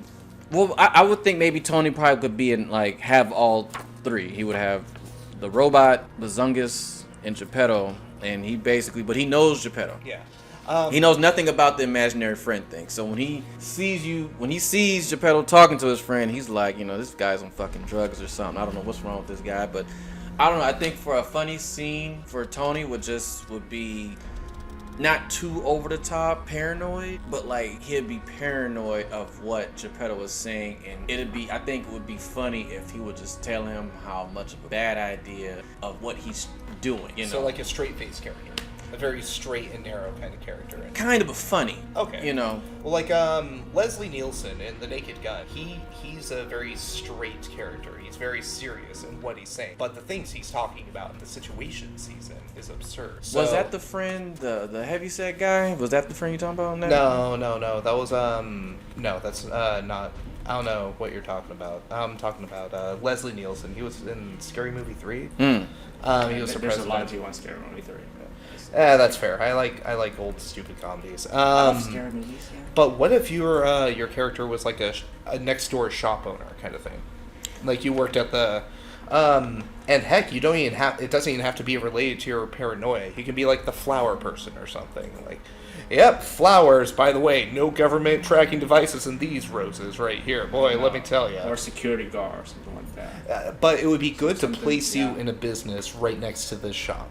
Because that way, you constantly checking in, you're like, man, it's just getting worse over there. Yeah, I would say something like that, like a neighbor's shop next to him. Yeah. You know, candy or donut shop. I don't know, something. What would a paranoid individual sell to people? What would be his export? Food. Food. Bagels? Bagels. Yeah. Bagel shop next to the back shop? Yeah, we get a sponsorship from Starbucks. Yeah. Oh, yeah. He comes in, he brings his friend Geppetto some bagels one day and noticed Geppetto talking to himself. Then he noticed a fucking random robot kid. And he's like, what the hell's going on here? Like, you know, why are you over there talking in the corner? Who's this kid? You know, he just starts questioning everything. Yeah. Why are you, you know, and he just starts getting on his ass and Geppetto's just getting stressed out and, you know, Tony just kind of, I don't know. I'm What if- still trying to, I don't know. What if Tony is the reason Steve leaves the shop to begin with? You basically keep on bad-mouthing Steve, and Steve eventually becomes self-conscious. I'm not pinning you as a bad guy, just a person who's looking at a man who's talking to nothing and a robot child. If I walked into that in real life, I'd back off immediately. So I feel like your character, he would keep on planting seeds of mistrust in a sense. Like, dude, you're fucking losing your mind. You gotta do something about this robot child. Eventually, Steve sees that you're not on his side, gets self-conscious, leaves, go on his own personal adventure. I can see that, and then he just starts doing all kind of crazy bad shit because it's an AI just running loose with no one to check it. Yeah, it was the last point meeting of I was a AI? part of. We came up with this joke where basically oh damn it, I lost it. Never mind. Move on. Damn it, I love those Okay, moments. so let me summarize it a little bit in terms of what I understand in terms of the discussion earlier. So Tony is a bagel shop owner, and he has trust issue, or he just noticed something weird in the print shop when he gets in to get copies, and then he doesn't feel safe for the robot to even exist, so he left the store and then moving on with his own life. That's my understanding right now. Kinda, a little bit. Okay, what happens in between? What happens after you say earlier? Steve feels very mistrusted, and he just I think that would be like at the end of the scene, after I went on my rant and talked so bad about what the hell's going on in this room. That AI gets offended and takes it personal somehow because he's a damn robot. Which he shouldn't, because I don't know. I feel like robots ain't supposed to take things personal, but he's a free AI that's not in check. That he's just getting this emotion, and then he just goes out, and Geppetto didn't even notice him. And I figured that it's at the end. I think the funny stuff would just be for me to go on a funny rant and tell him about how everything's wrong on what he's doing. How does that go? I don't know. I walk in with some bagels, and I see a kid sitting there fucking spinning something around that he shouldn't be spinning around. I don't know. And I see Geppetto talking to Bazooka. So he's spinning around a chair or something like that. And then, you're like, what the fuck? Pretty much. I can imagine you, you walk in, you sip your coffee, you see everything, blink a couple times, sip it again, then realize it's actually happening. Kind of like a double take almost. Pretty much. Something like that. But I think the funny part for him would just be him talking shit and trying to convince Geppetto that you're going backwards in life. You're supposed to be married, you're supposed to be having kids, not this fucking fake kid. Where'd you even get him from? He just goes on a rant, just basically fuss at him. That kind of like my character. The guy just kind of fusses and talks shit about why this kid's here and why you over in the corner talking to yourself. Who you talking to? An angry monologue. Yeah. But funny. Yeah. Okay. A funny, angry rant about. Almost like you're stressed. Almost like you're having a panic attack. I'm stressed out even walking in here and seeing this mystery kid, and you over in the corner talking to Bazooka. And who the fuck is Bazooka? Get your ass over there. Get this kid out of here. We got business to discuss. Yes. We got bagels and papers to move. So Can you copy these bagels for me? Yeah, I feel like that's there's definitely a story there, like where you but I think because I don't think the AI can generate those lines for you, because I feel like that's very culture related. So I feel like you get to work on that. But I think the frame the frame is there, right? Get into the store, you're a bagel shop's owner, and then you drink coffee, and then you see what happened and your reaction. I think your reaction part is you get to work on, and it's all. Everything is you, so you get to be the. I feel like when you say, "Oh, what's going on?" I feel like I instantly thought about Kevin Hart. I'll be like, "What the fuck is going on here, man? Yeah, let's get the fuck out of here." Or so, yeah, just just like I was like, "Oh shit!" I was like, "This is a Kevin Hart moment." Yeah, but yeah, if I'm the one who write that part, I would just do some Kevin Hart and then see what's going on. Yeah.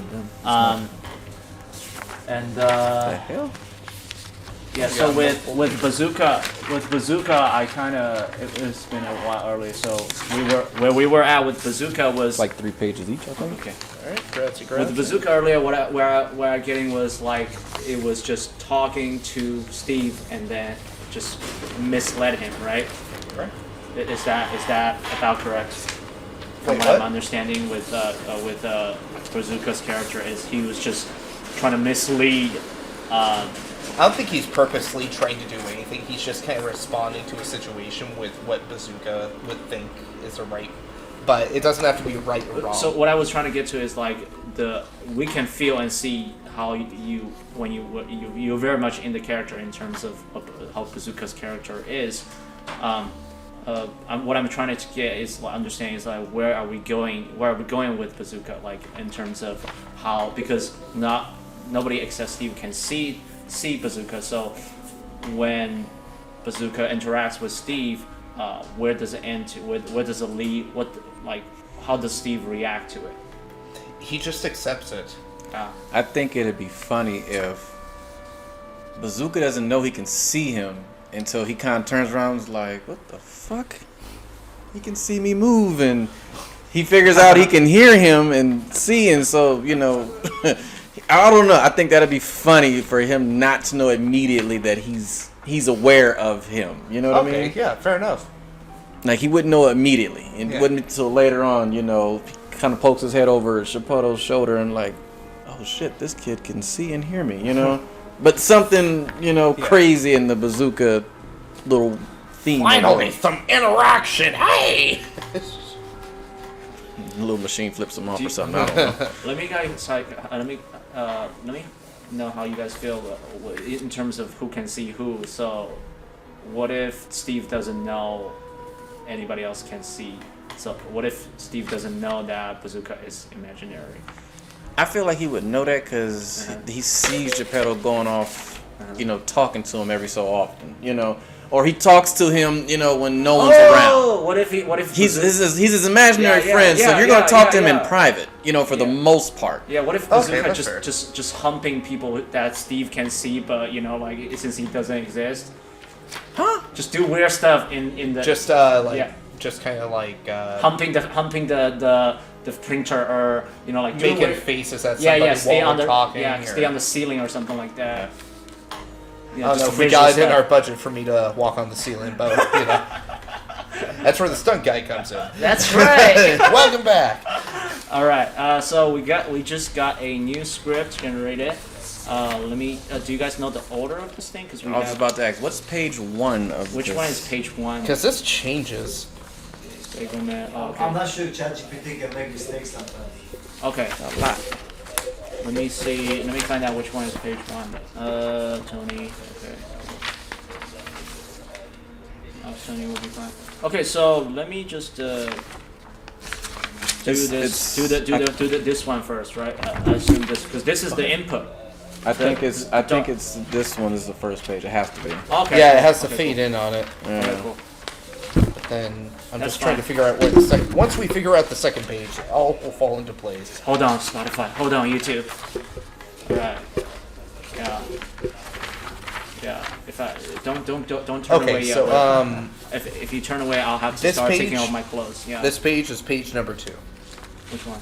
the one that's half text and half block. This is page 1. This is page 1 right here, the one with the top Page block, 1. and then page 2. There's a back. is- There's a back of page 1 too. Yeah. I And was then this is comparing page those 2. Okay. because Bazunga says, "Wouldn't that be something?" Yeah. What about this one? What about As the they one? continue talking, you won't believe what's going on. What about the one off dark? That'll be the last page. Okay, cool. Okay, so I let me, think. we'll figure it out. We'll do it once and then we'll figure it out. So we just got a new script. We just figure out the order of the page.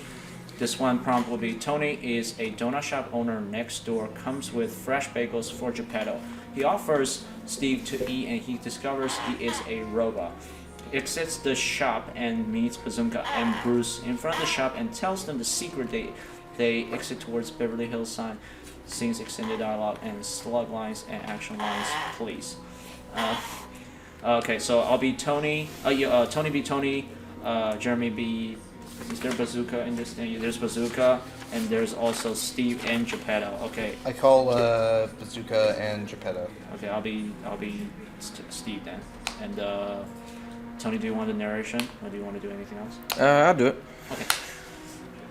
Go ahead.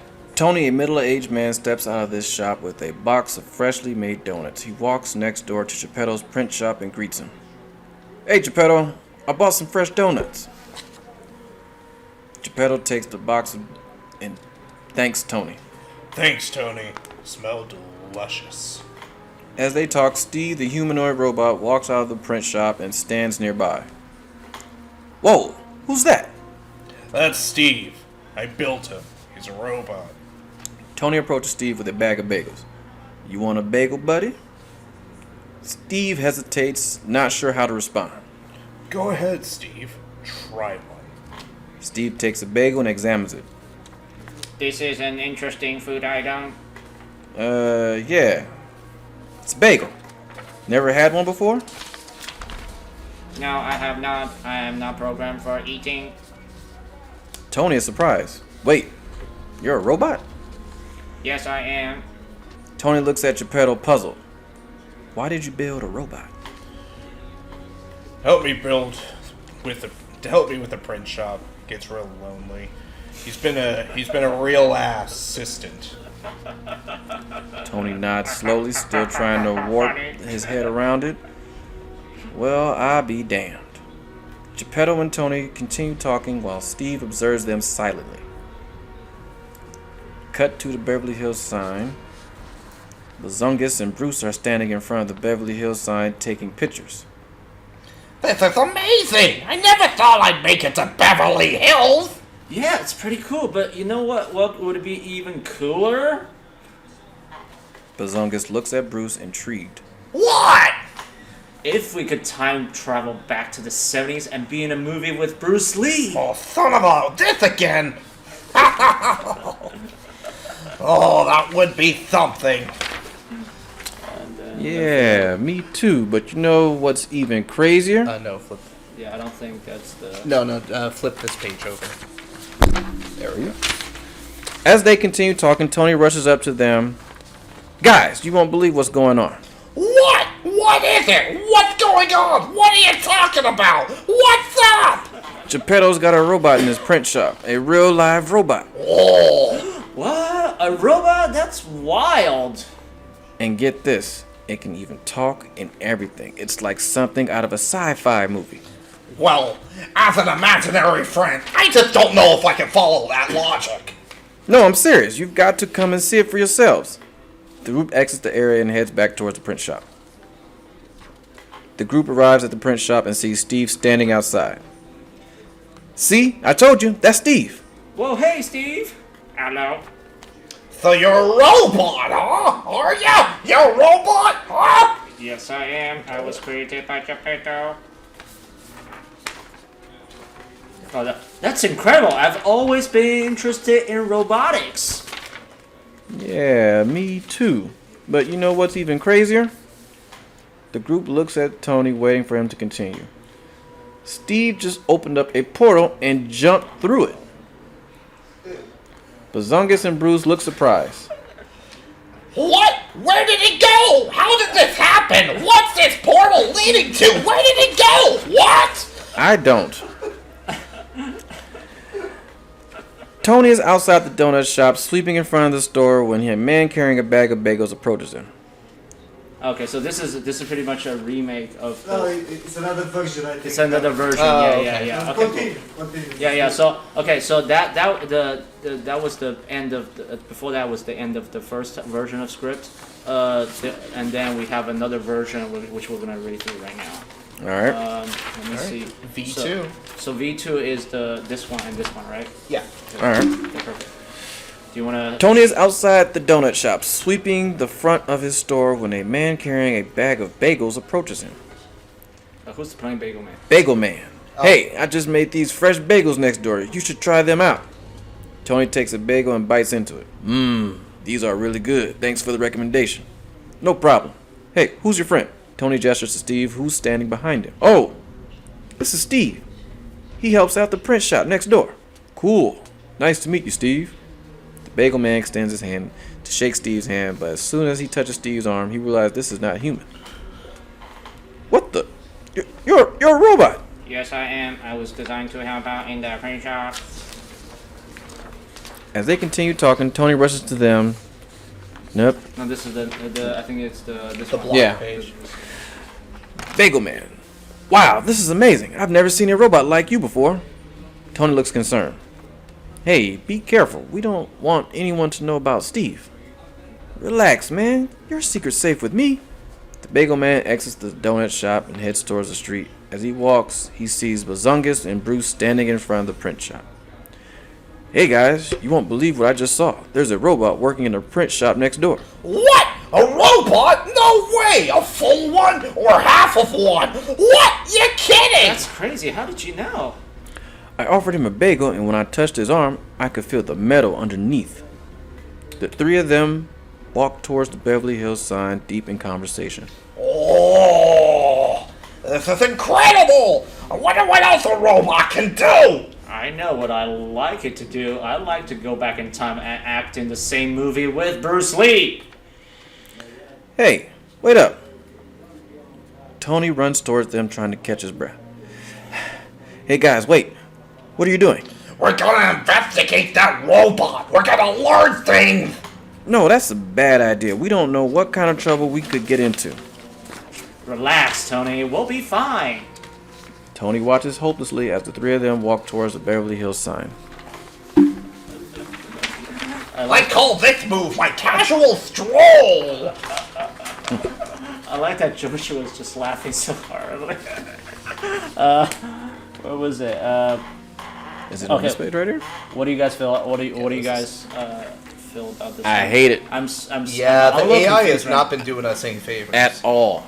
We already figured it out. It gives me some inspiration, but like I'm a little confused at with this one because Tony was established as the bagel guy. This shit is taking us away from the three ideas that we already got established. Agreed. And it's harder to add on to your thing and harder to get when it's not helping. Yeah, exactly. It kind of just put the three stories we had and try to put it together and terribly. And just as a heads up, I do need to leave at 12.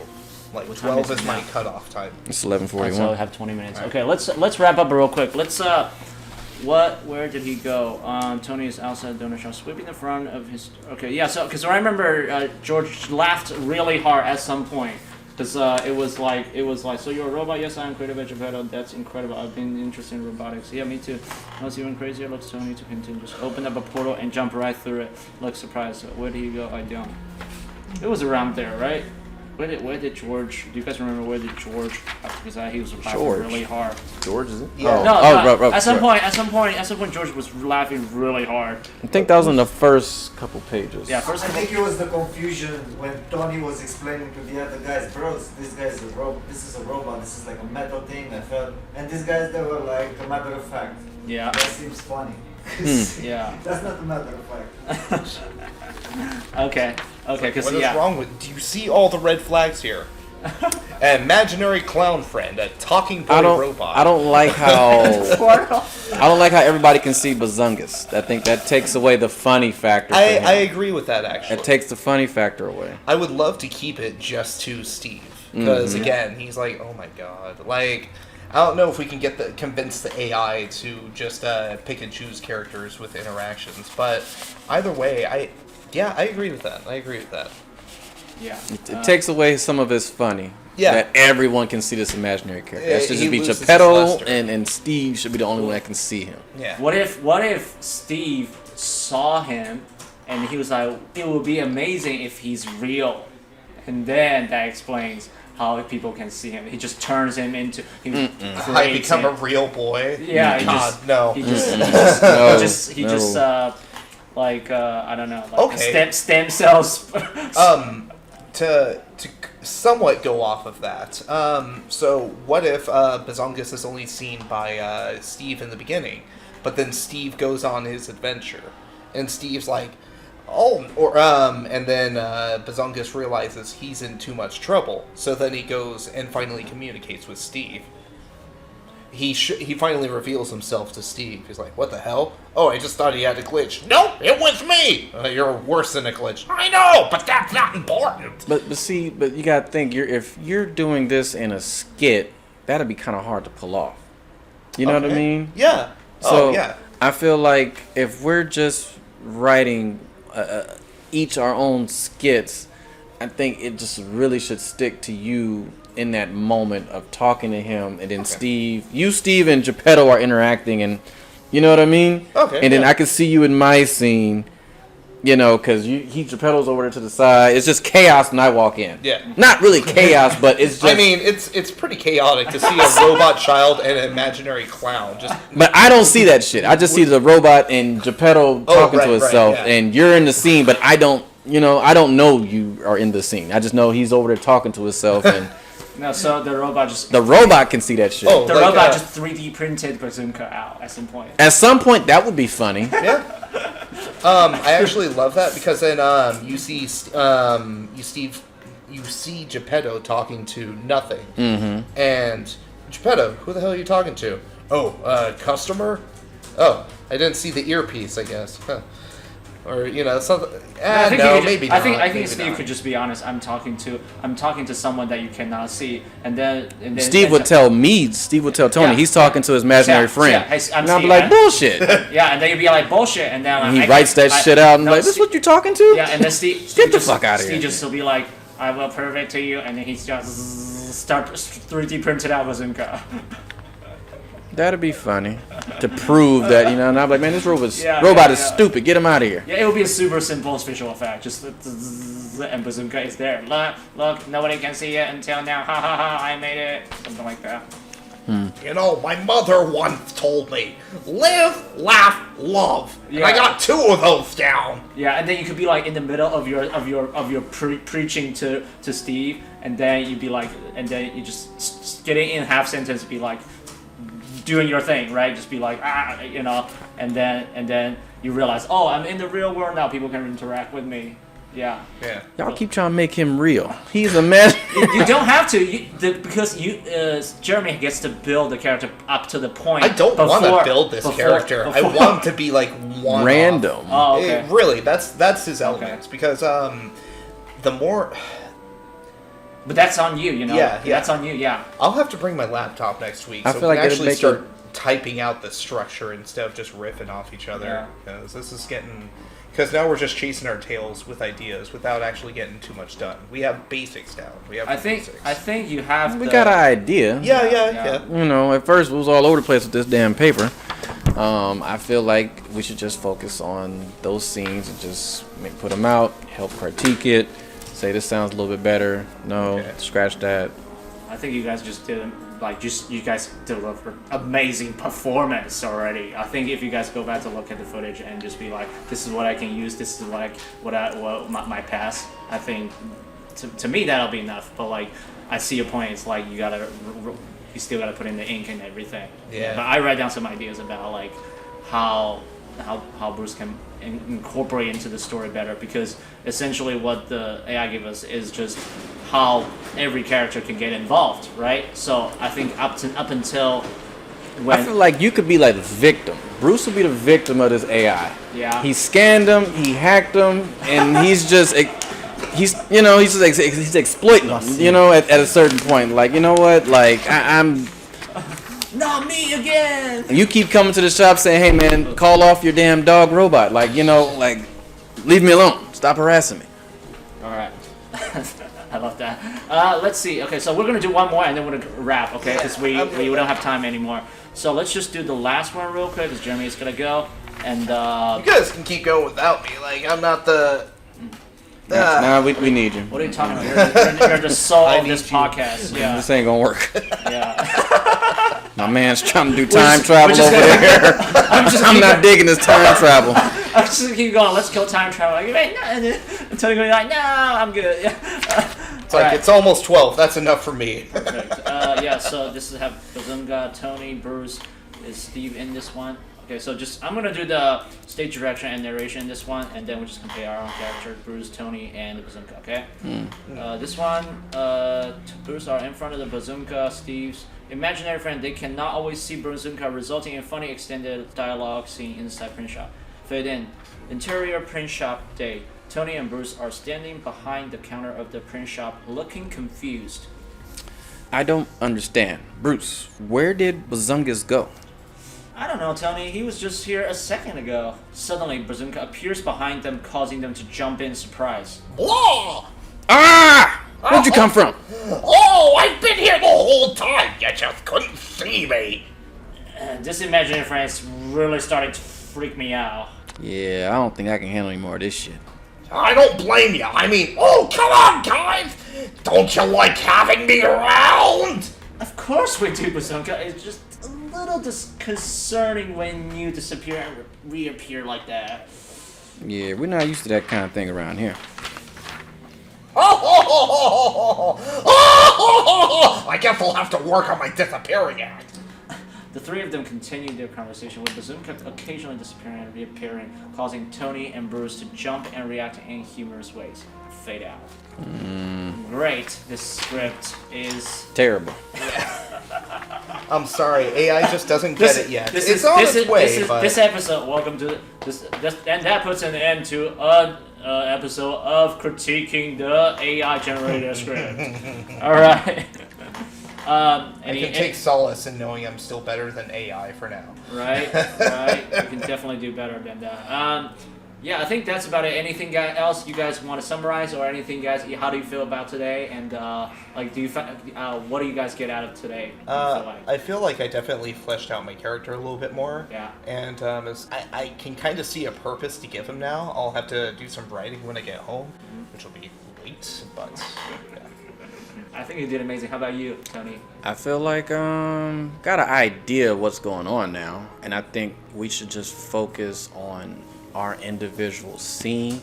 If I feel like I can add Bruce to it, if I feel like I can add Bazungus to it, just tell you like, hey, I think this would be funny, yada yada yada. Yeah. You know, for me, I think in my scene, it would make sense if it would start with me coming into the shop and Geppetto kind of going off to the side and he's talking to, you know, I don't know who he's talking to, but you're in the scene, but I don't know you're in the scene. Yeah. And Steve, you know, is fully aware of it, but, you know, I'm talking shit to that robot, I'm talking shit to Geppetto, and, you know, I'm going on a little rant, my scene ends, and then I could figure it could take off next with him still talking to you, and you're telling him all kind of crazy shit, and a girl comes in and gives him advice, and then you end up coming in, and that's when that robot scans you and hacked your phone and just starts extorting your ass and all kind of shit, you know.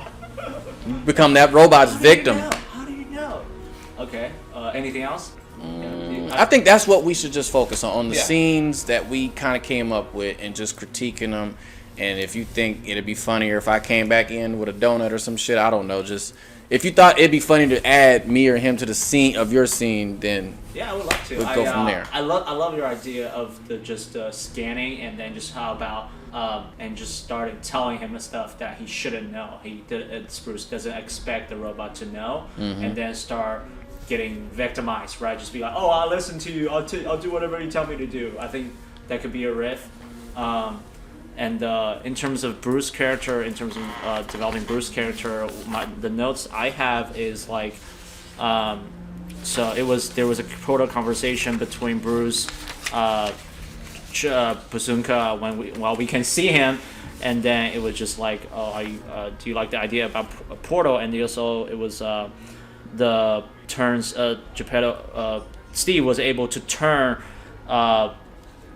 Bruce the stunt double into a Daft Punk moonwalking singer, right? Yeah. And then later on, what I was thinking right now, if it's like, oh, so Bruce, Geppetto and Bazooka are, Tony and Bazooka are not down about the idea of portal. So when Bruce gets through the portal himself, he travels back in time and goes to the concert with Queen, and then ends up being a rock star and change the history or something like that. But see, you're going off your scene though. You're going off a whole. Yeah. I think starting with these scenes first. Okay, so the scene would be like, oh, Bruce becomes the victim of Steve and does whatever he says. Maybe does something good, maybe does something bad in terms of influence of Bazooka, and then at the end, That'd be funny, right? And then at the end, Steve, okay, your wish is granted because all the shit you've done for me. And then Tony, Bazooka, and Bruce was like, "Hey, Bruce was like, I'm about to go live my dream, and you guys want to come with me? You guys been through so much with me." I And feel then, that's going too far into Okay. the Yes. story. when the rest of And it I hasn't been can't developed see yet. this guy. I don't know nothing about him. Trust me, you don't want to. I just know Geppetto has a special friend that only he can talk to, and Yeah. somehow this robot can see and hear that shit. yeah. How hard it is to find size 22 shoes. A clown's life is not an easy one. Yeah. I love that because so when I try to develop the character of Bruce, I think about what does he care about, right? So to me, it was like he would do anything if he can be a singer. He could do anything if he could. He's what he cares about is he wants to be a singer instead of a stunt double, and he believed he could achieve that through helping Steve. And yeah. Counter pitch. What Yeah. if Bruce was just like, man, I would sell my soul, and then Steve pops in. Well, there's no such thing as a soul, but I'll take that soul data from you, like USB chips in. Like, okay, what do you want? I don't know, just riffing. But So he controls Bruce instead of letting him. He enslaves Bruce instead of because when you said download Bruce into a chip, it means he either wants to help him or he wants to control him, or I don't know where that goes. I don't know where that. I would say control. Okay. That's what everyone's fear is. AIs would control. Okay. So Yeah, you'll be the first victim of Steve. So Bruce believes in Steve, and then Steve end up controlling Bruce, and then Bruce time travels back to All right, so here back you to go, man. 1980s. Yeah, time no time traveling. Let it No go. Martians, no traveling in time.